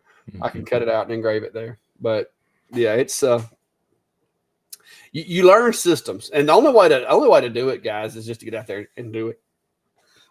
Typically at events, I try to get help. Klein's pretty good about going with me. Really the only one that I ever really just like get my teeth kicked in as far as getting too busy is our Peach Jam event, which is coming up. What's this, May? It's coming up next month. And there'll be thousands of people there. And I usually do really good at that one. I sold out of every blank I had last time. So I've since ordered a bunch. So I've got more blanks now than what I should need, hopefully. Well, if you need help, my fee is a plane ticket. Yeah. Well, this year, Klein likes doing them. He's wanting to get to where he can go on his own and set up and do them. And I've even told him, I'm like, man, I'll let you borrow my setup if you want to do an event that I can't go to. Because I don't do as many events now. Kind of like what we talked about earlier. There comes a time to where, you have to do that creative pricing because things get so busy.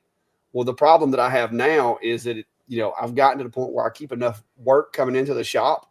If I shut my shop down to go do an event, you're looking at, if I've got my board filled up, which right now I've got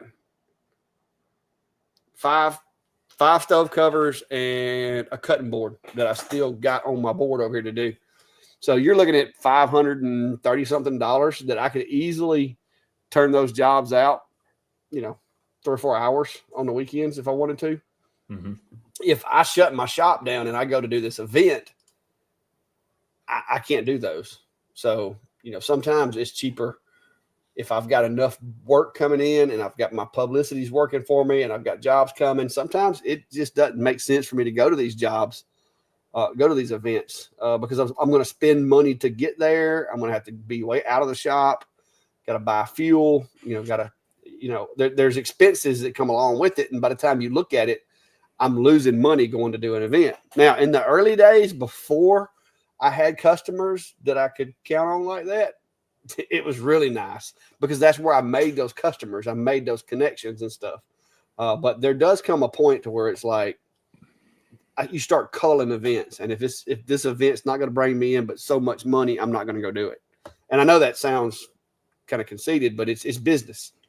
I can't spend $30 on fuel, $25 on food and drinks and stuff and ice, take my time to go set everything up early and stay late putting everything up and lose money here in the shop. It just, you got to do what makes money, what makes sense. Well, and I think that's where everybody kind of wants to get towards is where they've built up enough name recognition and word of mouth that, like you said, it's expensive going to those events. It's a lot of work and it's not a guarantee that you're going to have any return on it. I mean, many of us have gone to events and you kind of go, well, that was an utter waste of my time. And you only hope that you maybe got some leads. So I think it's for a lot of people to go, some people love it's more of a hobby and those are kind of their social times with their stuff and that's fine. But yeah, if you're looking at it as a business, hopefully you're getting away from having to do too many on-site events because you are keeping busy in other ways. So I enjoy them. I really do enjoy them. But like I said, sometimes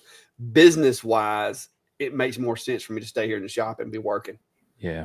Yeah. Back when I was doing more just the model airplane stuff, I would go to events and set up. And the nice thing for me is that it was kind of a twofer. I got to go to an event. I got to hang out with people. I got to fly. And hopefully I sold enough stuff to, pay for the gas, pay for the hotel, or whatever. If nothing else, it was me out there supporting, some local events and getting some goodwill, name recognition and such.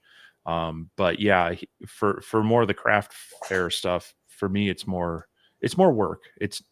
I enjoy going to them and walking around, but when I'm tied to my booth, I don't get to do that. So it's like, I'm just full on salesman. And it's just like, see, perfect world for me. I'd find someone who loves doing that, but doesn't like making this stuff. So I'll be like, all right, I'll just make all the stuff you need. Yeah. And you go. Well, the problem that I have, Brandy, a lot of times, if it's not an event that she's having to work, she'll go with me and help me. And she's really good at like the salesman part. Like, hey, how y'all doing? You know, come check out what we got going on. Like she'll drag them in and she'll make the sales. But when she's not able to help me, I'm the one that has to do that, all of it. And I'll bring Klein along.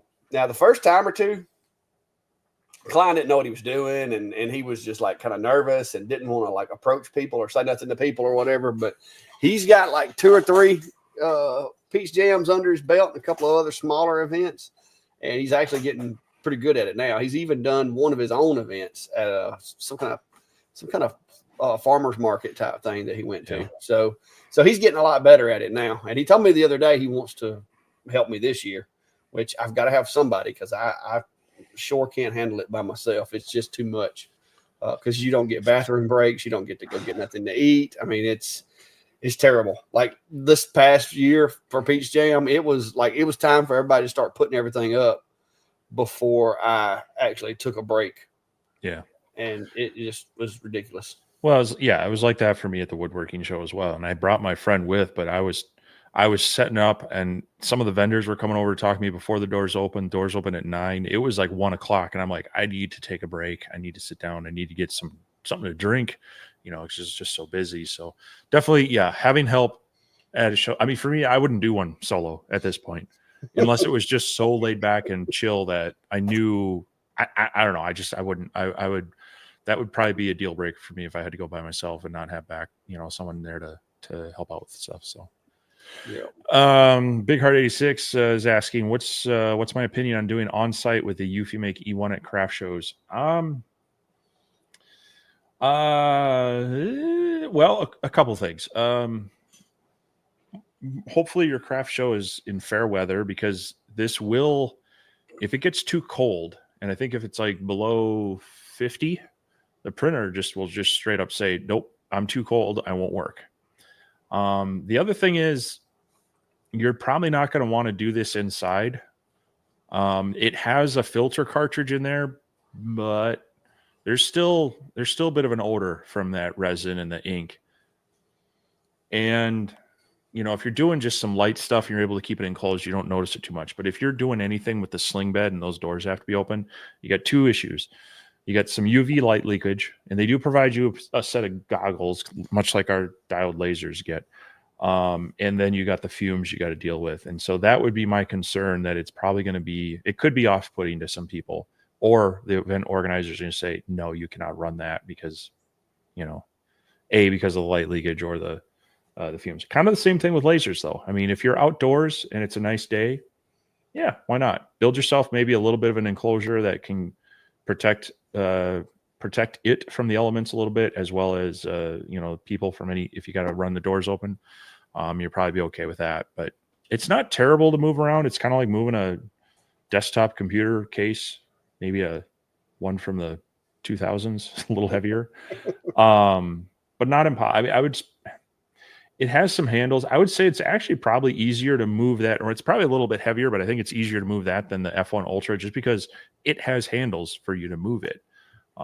So I think it's plausible, and depending on what you're doing, I mean, some of those things, like those little fridge magnets, they only took a few minutes each to do, so you could probably do some work with it. But there again, you're going to want to find that balance of time to, you could get swamped with orders and not be able to fulfill them all, depending on what you're printing out. But it's fairly quick, but you still got to set up each job and then run it. It's not quite as fast as setting up a laser job and hitting run. So I don't know. We'll see. We'll see as time goes on. I saw another one related to some of this. There was a question about smoke extraction and such at events. There again, the only one I would plausibly run is the AP2 if it was indoors, and with the understanding from the event organizer that there still may be some smell. If you're outside, I would probably still run it through a filter, because even the anodization, that can have a bit of a some chemical taste to it. You don't necessarily want to be hitting your customers with that. So I would still run it through a fume extractor. And like I said earlier, that's one of the few times I do run like the desktop one on the F1. But yeah, I would definitely check with the organizer and try to make sure you have a way to get it away from people.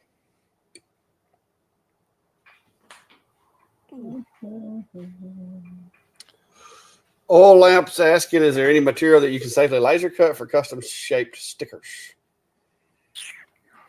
I mean, that's kind of like the vinyl stuff. You got to make sure that it's not a PVC based sticker. I know some people have bought it, but I haven't. Like I say, I haven't bought or I haven't done a lot of that. I've got the M1 Ultra that has the little blade cutter, and then I don't know. I just feel like there may be better tools for it. But if you're doing some one-off ones, there is some kind of vinyl-free sticker material that's probably going to work for you on that. And then playing around with the print and cut feature in Lightburn should get it done. This is right up your alley. Yeah.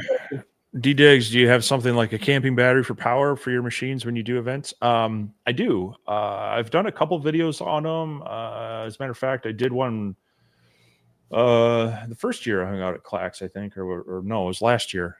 One of the times I was down there. I think it was this past one, if I'm not mistaken. Well, it wasn't like, the last year, I think it was. I did a video on setting up the A24. I think I've got a link for that. But I also have a couple other videos. One was I went out camping and took a laser with. That one was just kind of more of a fun video. Here we go. Yeah, laser setup at events. Here, I'll post a link to that if you want to check it out. So that one is a Vitoman power supply that I bought. It's roughly 1,000 amp hour, which I show kind of the power draw off of the panel in there to see how long it would run. That setup I think was running about at peak around 250 watts. So that would run maybe 4-ish hours if it was constantly running. Now it ramps up and ramps down, depends on which fans you're running and if the laptop's drawing and such. So you want to be mindful of how big of a one you would need or have multiples if you need to go a full day with it. But they are handy. I use them for all sorts of things, from corded tools that need to be cordless to road trips. I've got a 12-volt fridge I put in the van and have a little refrigerator in there and such to nice in a power outage, things like that. So they're nice to have. I've used it at a number of events when I don't have power. I use my little whisper generator or shore power, whichever happens to be available.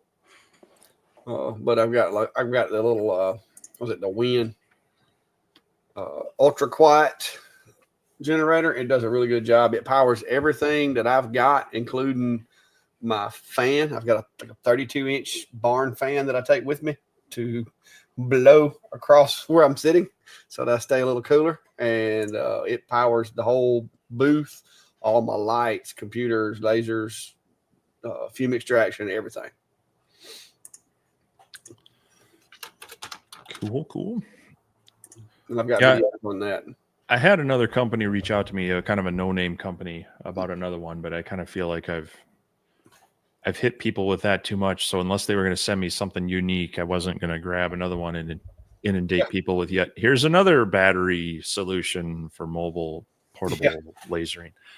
But yeah, I've used mine on a few different ones. I mean, I had a smaller one I took up to North Shore of Lake Superior. My wife and I took a vacation last fall, and I did some engraving out on the deck there for the resort we were staying at. It was a kind of family run cabin place, so they were really appreciative. Get a set of coasters and such.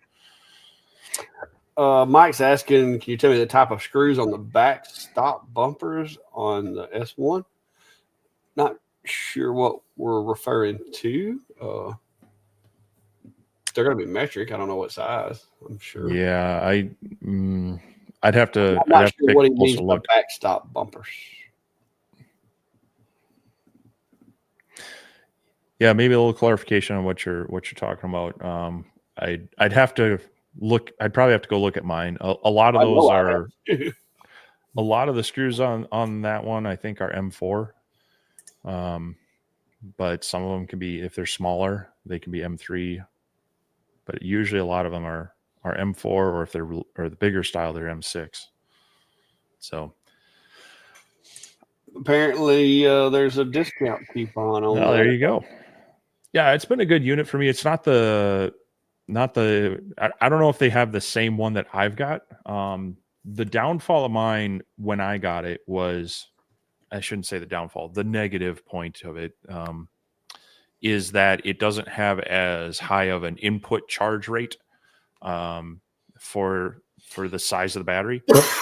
So if I completely deplete it, it takes a good 8 hours plugged into AC power to really recharge that one, because it limits the wattage input. Whereas some of them have a much higher. It'll do it in a couple hours. So, but I was looking purely as getting the most available power, like the watt hours for the buck. That's what I was looking for. Not so much on the features.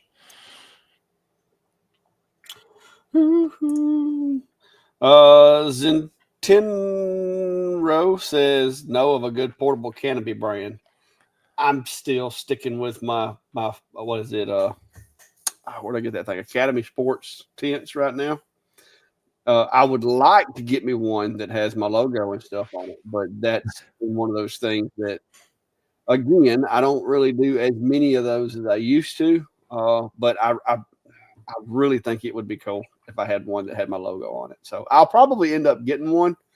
But it's just right now I'm sticking with the ones that I've got that are just Academy.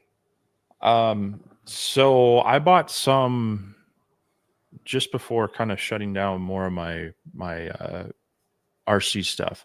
I have two, they're commercial canopies that were at Sam's Club back in the day.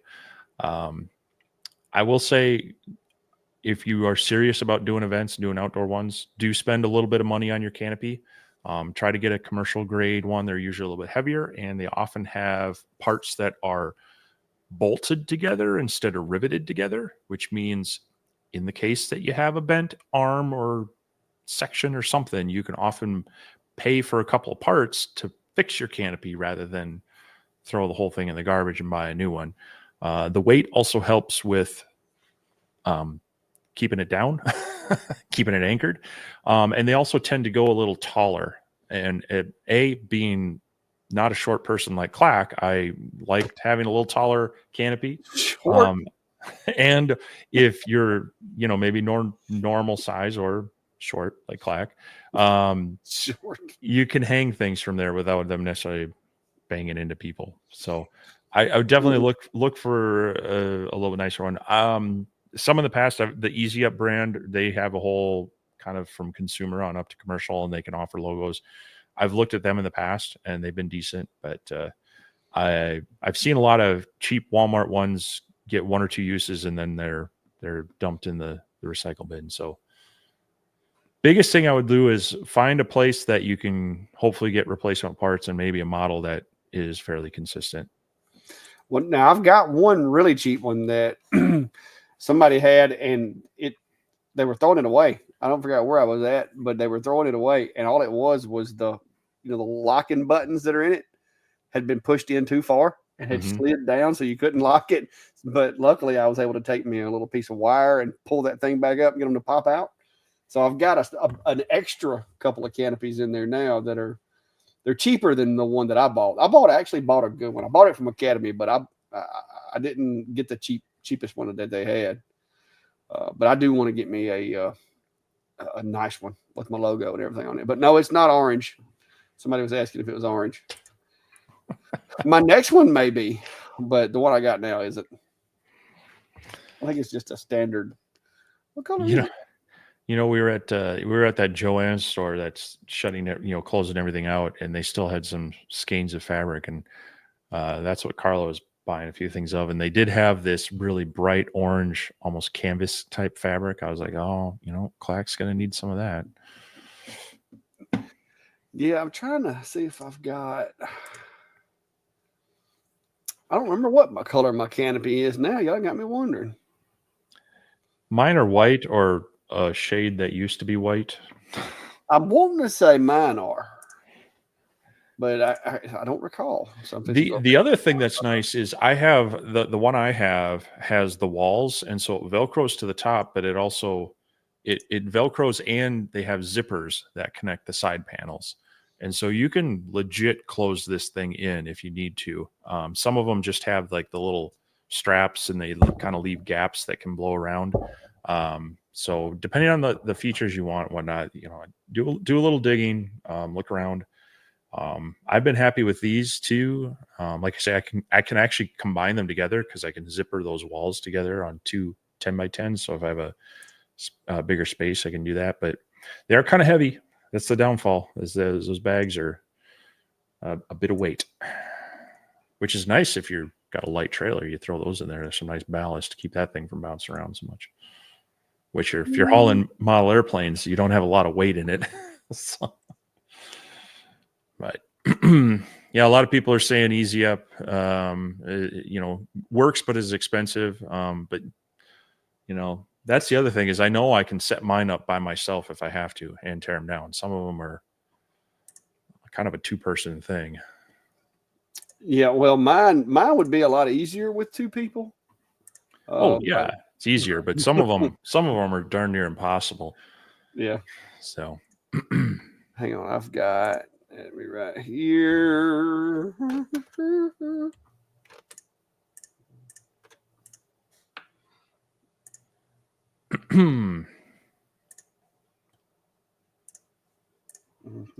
Going back to the sticker thing while you're looking for that, Norbert's recommending a Brother scan and cut vinyl cutter. Says his wife makes stickers with those and will scan your sticker and put a margin around it and cut them out. Yeah, some of those kind of desktop things are pretty good for these small runs of stuff like that. So, and then you can make full vinyl ones instead of just trying to find something laser safe. All right. So, well, I can get that to quit. There we go. All right, let me add screen, entire screen. There we go. Here we go. Here we are.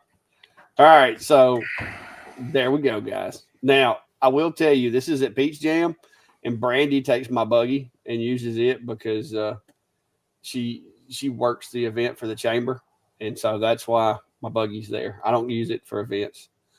But this is what some people call it my help, but he's not being very helpful at this moment. But this is my Ozark Trail tent that I was using that day. And if you'll notice, I have this little windscreen that my buddy Tim up at the trophy shop, he makes these. It's like a screen, but it's got an image printed on it, and that's the front jack, of course. And then, of course, I've got these 2 tables, and I use those little things to hide all of my inventory and my setup boxes and all that.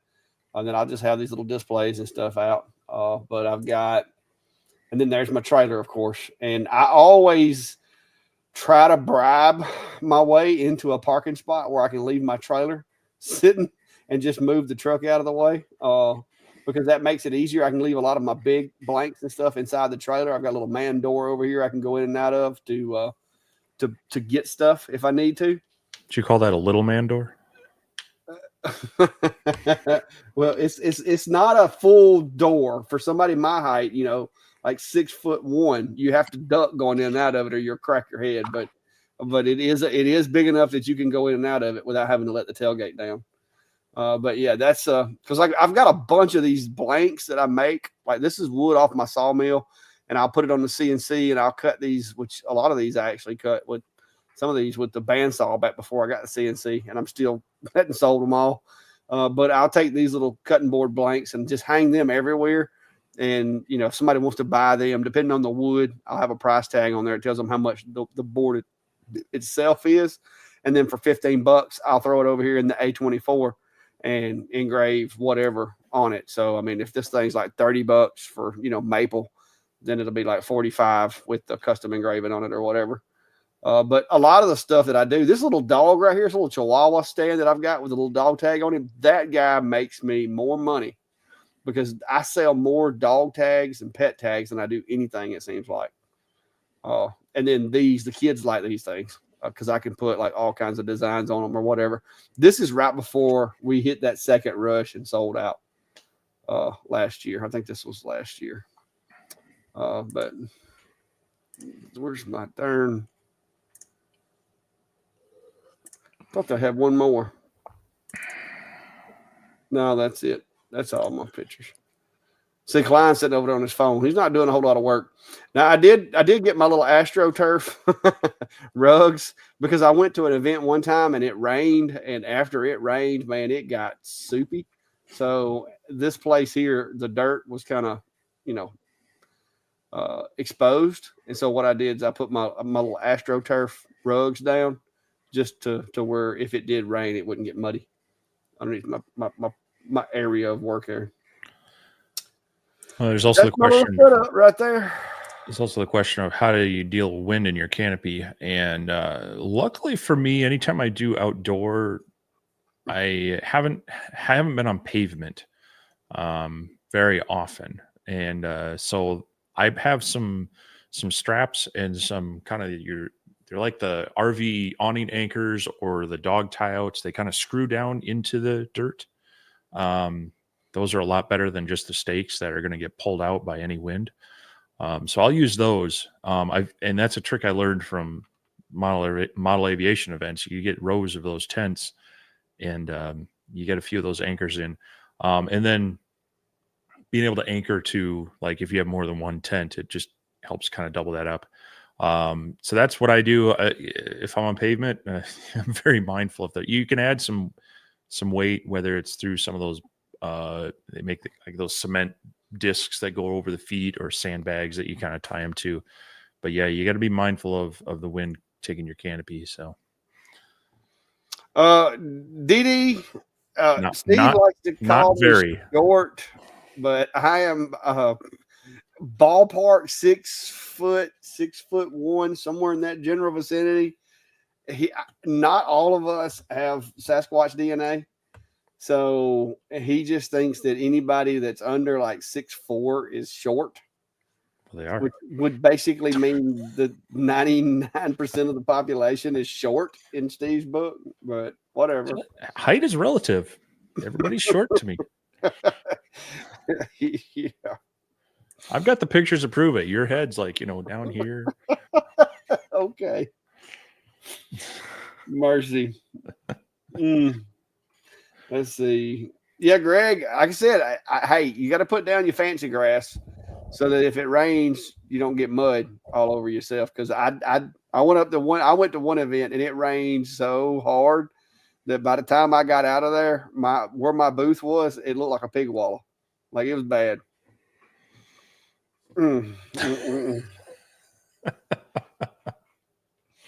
Mercy. Clack's fun sized and I'm party sized, I guess.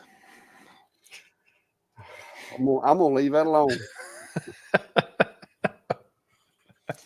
Well, Mindy, glad you could join us. You never know what we're going to be talking about. We've actually been on topic pretty good tonight, but some days we get off topic bad. Well, when there's a gap in comments, that's when we got to fill it with. As long as the questions keep coming, we do pretty good. Yeah.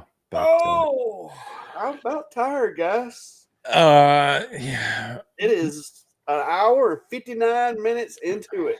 Mark, that is true, but if I could find it real quick, it does not mean I could not have been an F-18 pilot because I had the opportunity to meet one of the Blue Angels pilots and actually put him on a buddy box in front of about 100, 200 people at an event here in town. And he was about my height. And my quick search is not going to bring it up, is it? hold on. I found it. Let's see if I can get, well, if I can get enough quality on it. Boy, that one's pretty bad.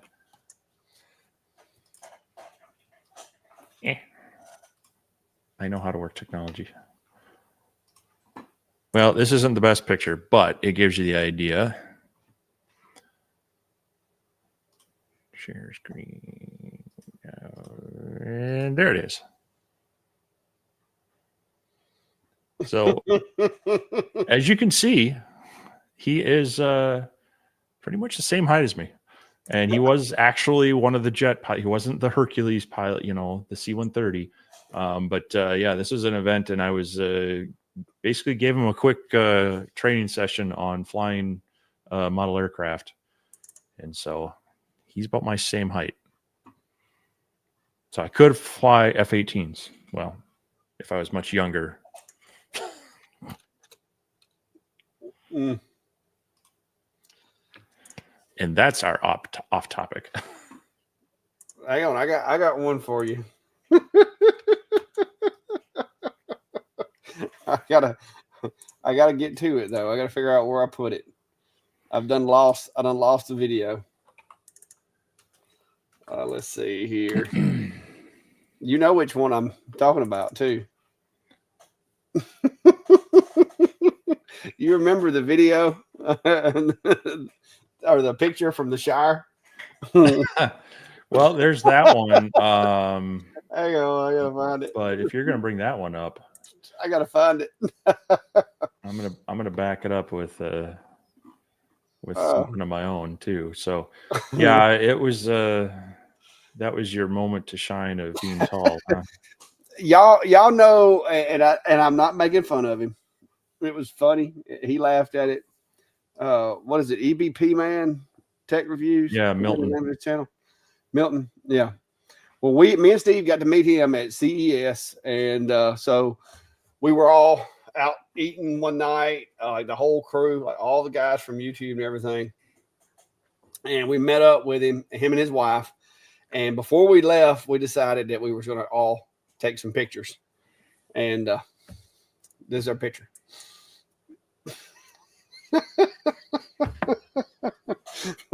So Steve can say what he wants to, but I'm not that small compared to him. Oh yeah, hold on. I've got Exhibit B here. This was that same weekend, and here's me, and there's Clack. Yes, but you're like 10 feet in front of me. You're like 10 feet in front of me. But yeah, that was pretty bad. Where was the other one? There was another. There was a lot of folks at this event from Asia, and so like everywhere me and Steve went in some of those crowds, it seemed like we were like massive compared to everybody else. Steve more so because he looks like a Sasquatch. But yeah, but it was pretty funny. Let's see. I think you look about right next to me there. I'm just saying. You're holding the phone. You're closer to it. Oh my goodness. I think you just got a complex about being taller.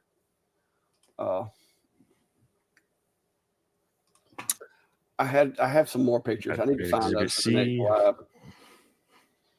live. That's a matter of perspective. Oh, here it is. Here it is. This is it right here. This is Steve walking through the crowd. It's like he's like above everybody. That was a fun time though. But you don't realize that other parts of the world, people aren't that tall. Yeah, I forget one of the ladies at the X-Tool booth. I was just kind of like, okay, can we sit down? Because this is awkward.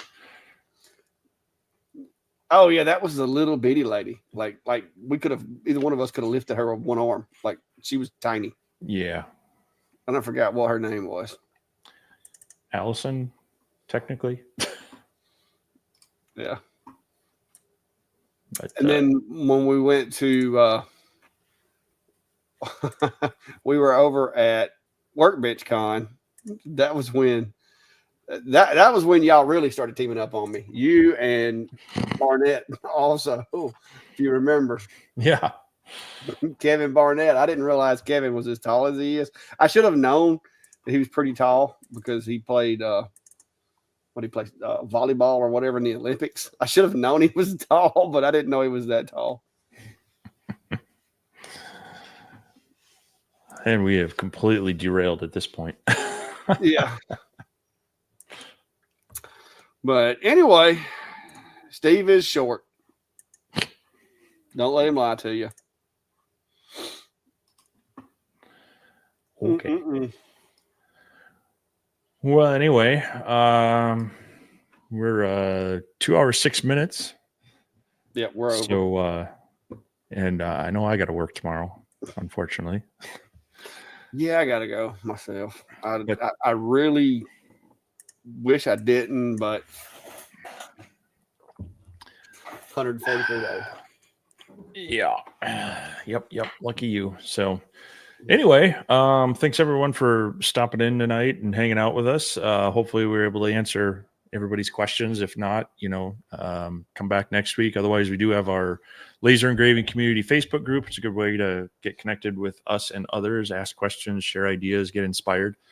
We also have our individual Facebook, Instagram, and whatnot, social medias. So if you're following one and not the other, we'd appreciate you heading on over and giving us a like, subscribe, all that fun stuff. It does help out. And we'll be back at it with more videos. Like I mentioned, I got the Cubico finishing stuff up there, and jumping into a few other projects. Trying to keep it mixed up. But what do you got going on this week? What is it? The 3020? Is that what this machine's supposed to be? The new one that's coming in? 3020 Pro. Yeah, the 3020 Pro is supposed to be here this week. Do you want to see a preview? Do what? Do you want to see a preview? Well, you've already got yours. Yeah, I don't know why that is. They supposedly sent them the same time, but you're getting yours earlier, which, whatever. They maybe they just saved the best for last. But but I've got that coming, so I'll be doing that. Yes, the 3020 Pro Ultra, I guess is what they're calling it. I've got that coming. Carbide 3D. I've been doing a little bit of playing around with aluminum. I've been cutting out some blanks and stuff for the fiber with aluminum. And so I was like, you know what? I've never really needed the little air nozzle, like the air assist nozzle for the CNC. But since I'm doing aluminum, it probably wouldn't be a bad idea to have it. And so I'm going to get it, and I'm going to try using it with one of these, like the Atom Stack. I got the Atom Stack air pump up here. I'm going to hook it up with the Atom Stack pump, I hope. The only thing that I didn't get yet, and I may have to order it, is I don't know if I've got enough hose to run it the way that it needs to be ran. So I may have to order some more hose before I can do that video.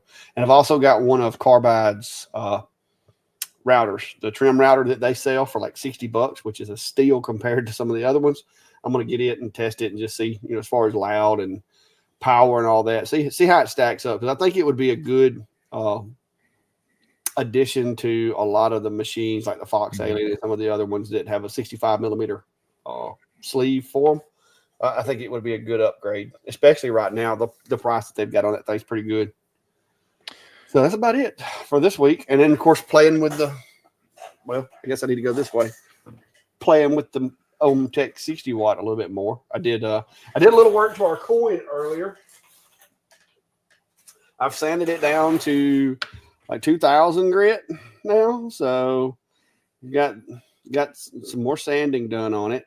So that's where I'm at on that. I bought some brass black, which is basically, best I can tell, it's an acid that causes brass to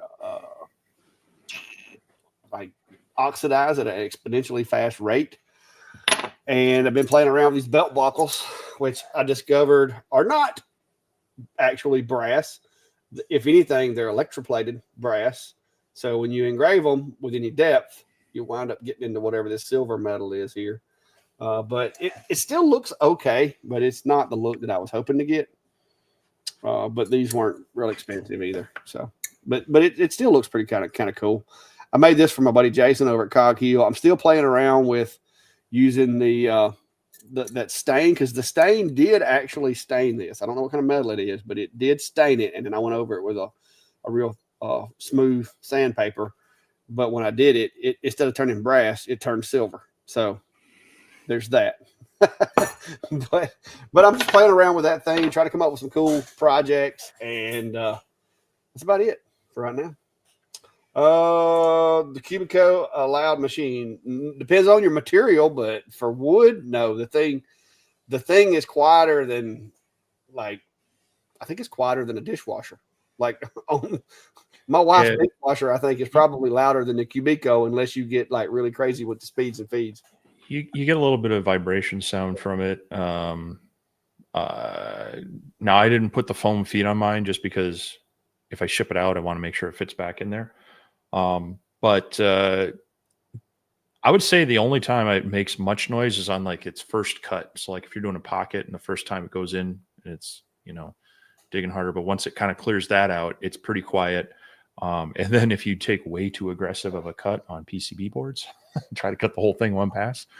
But even then, it's not that loud by any means, especially when you put the cover on it. Now, it's got a little limit switch that if you remove the cover, it pauses everything. Honestly, I understand why they had it there, but the fact that there's no dust extraction on it, you kind of have to be able to, on a deeper pocket, and even just in normal jobs, you kind of want to get in there and either blow it away or vacuum it up. So I taped it down a couple times just so I could pull the cover off and still mess with things. But no, I wouldn't call it loud by any means. Yeah. It's just very quiet. It is nowhere near as loud as a trim router. Nowhere near. No. So. All right. Well, guys, I hate to run off, but we got work tomorrow. It was a good show. Appreciate everybody stopping by. If you haven't already, go hit the buttons. And if you hadn't joined a member of our Laser Engraver community page, go check that out. We do share stuff in there. It's been kind of busy around here. I've been like coming through there, checking for comments, looking for questions, but I haven't been as active in there in the past week or two as I'd like to be, because I've been grinding. But hopefully things will calm down. And don't forget, I've got 2 Cubicos that I've got to get rid of sometime in the next week. So be on the lookout for that. If you're one of my channel members, there will be a drawing coming up sometime this week, and I'll be shipping those out to you. So that's gonna be fun, and it's gonna give me some more room in my shop, because currently I have both of those things sitting over there by the DeWalt saw, just kind of boxed up, ready to go. There's some Clack Shack and Ventari's Workshop stickers and other stuff in the boxes. So ready to go. That's about it. That's all I got. Cool stuff. Other than a bad case of heartburn tonight. That chili stuff was good though. All right, guys. Good night. We'll see you next week.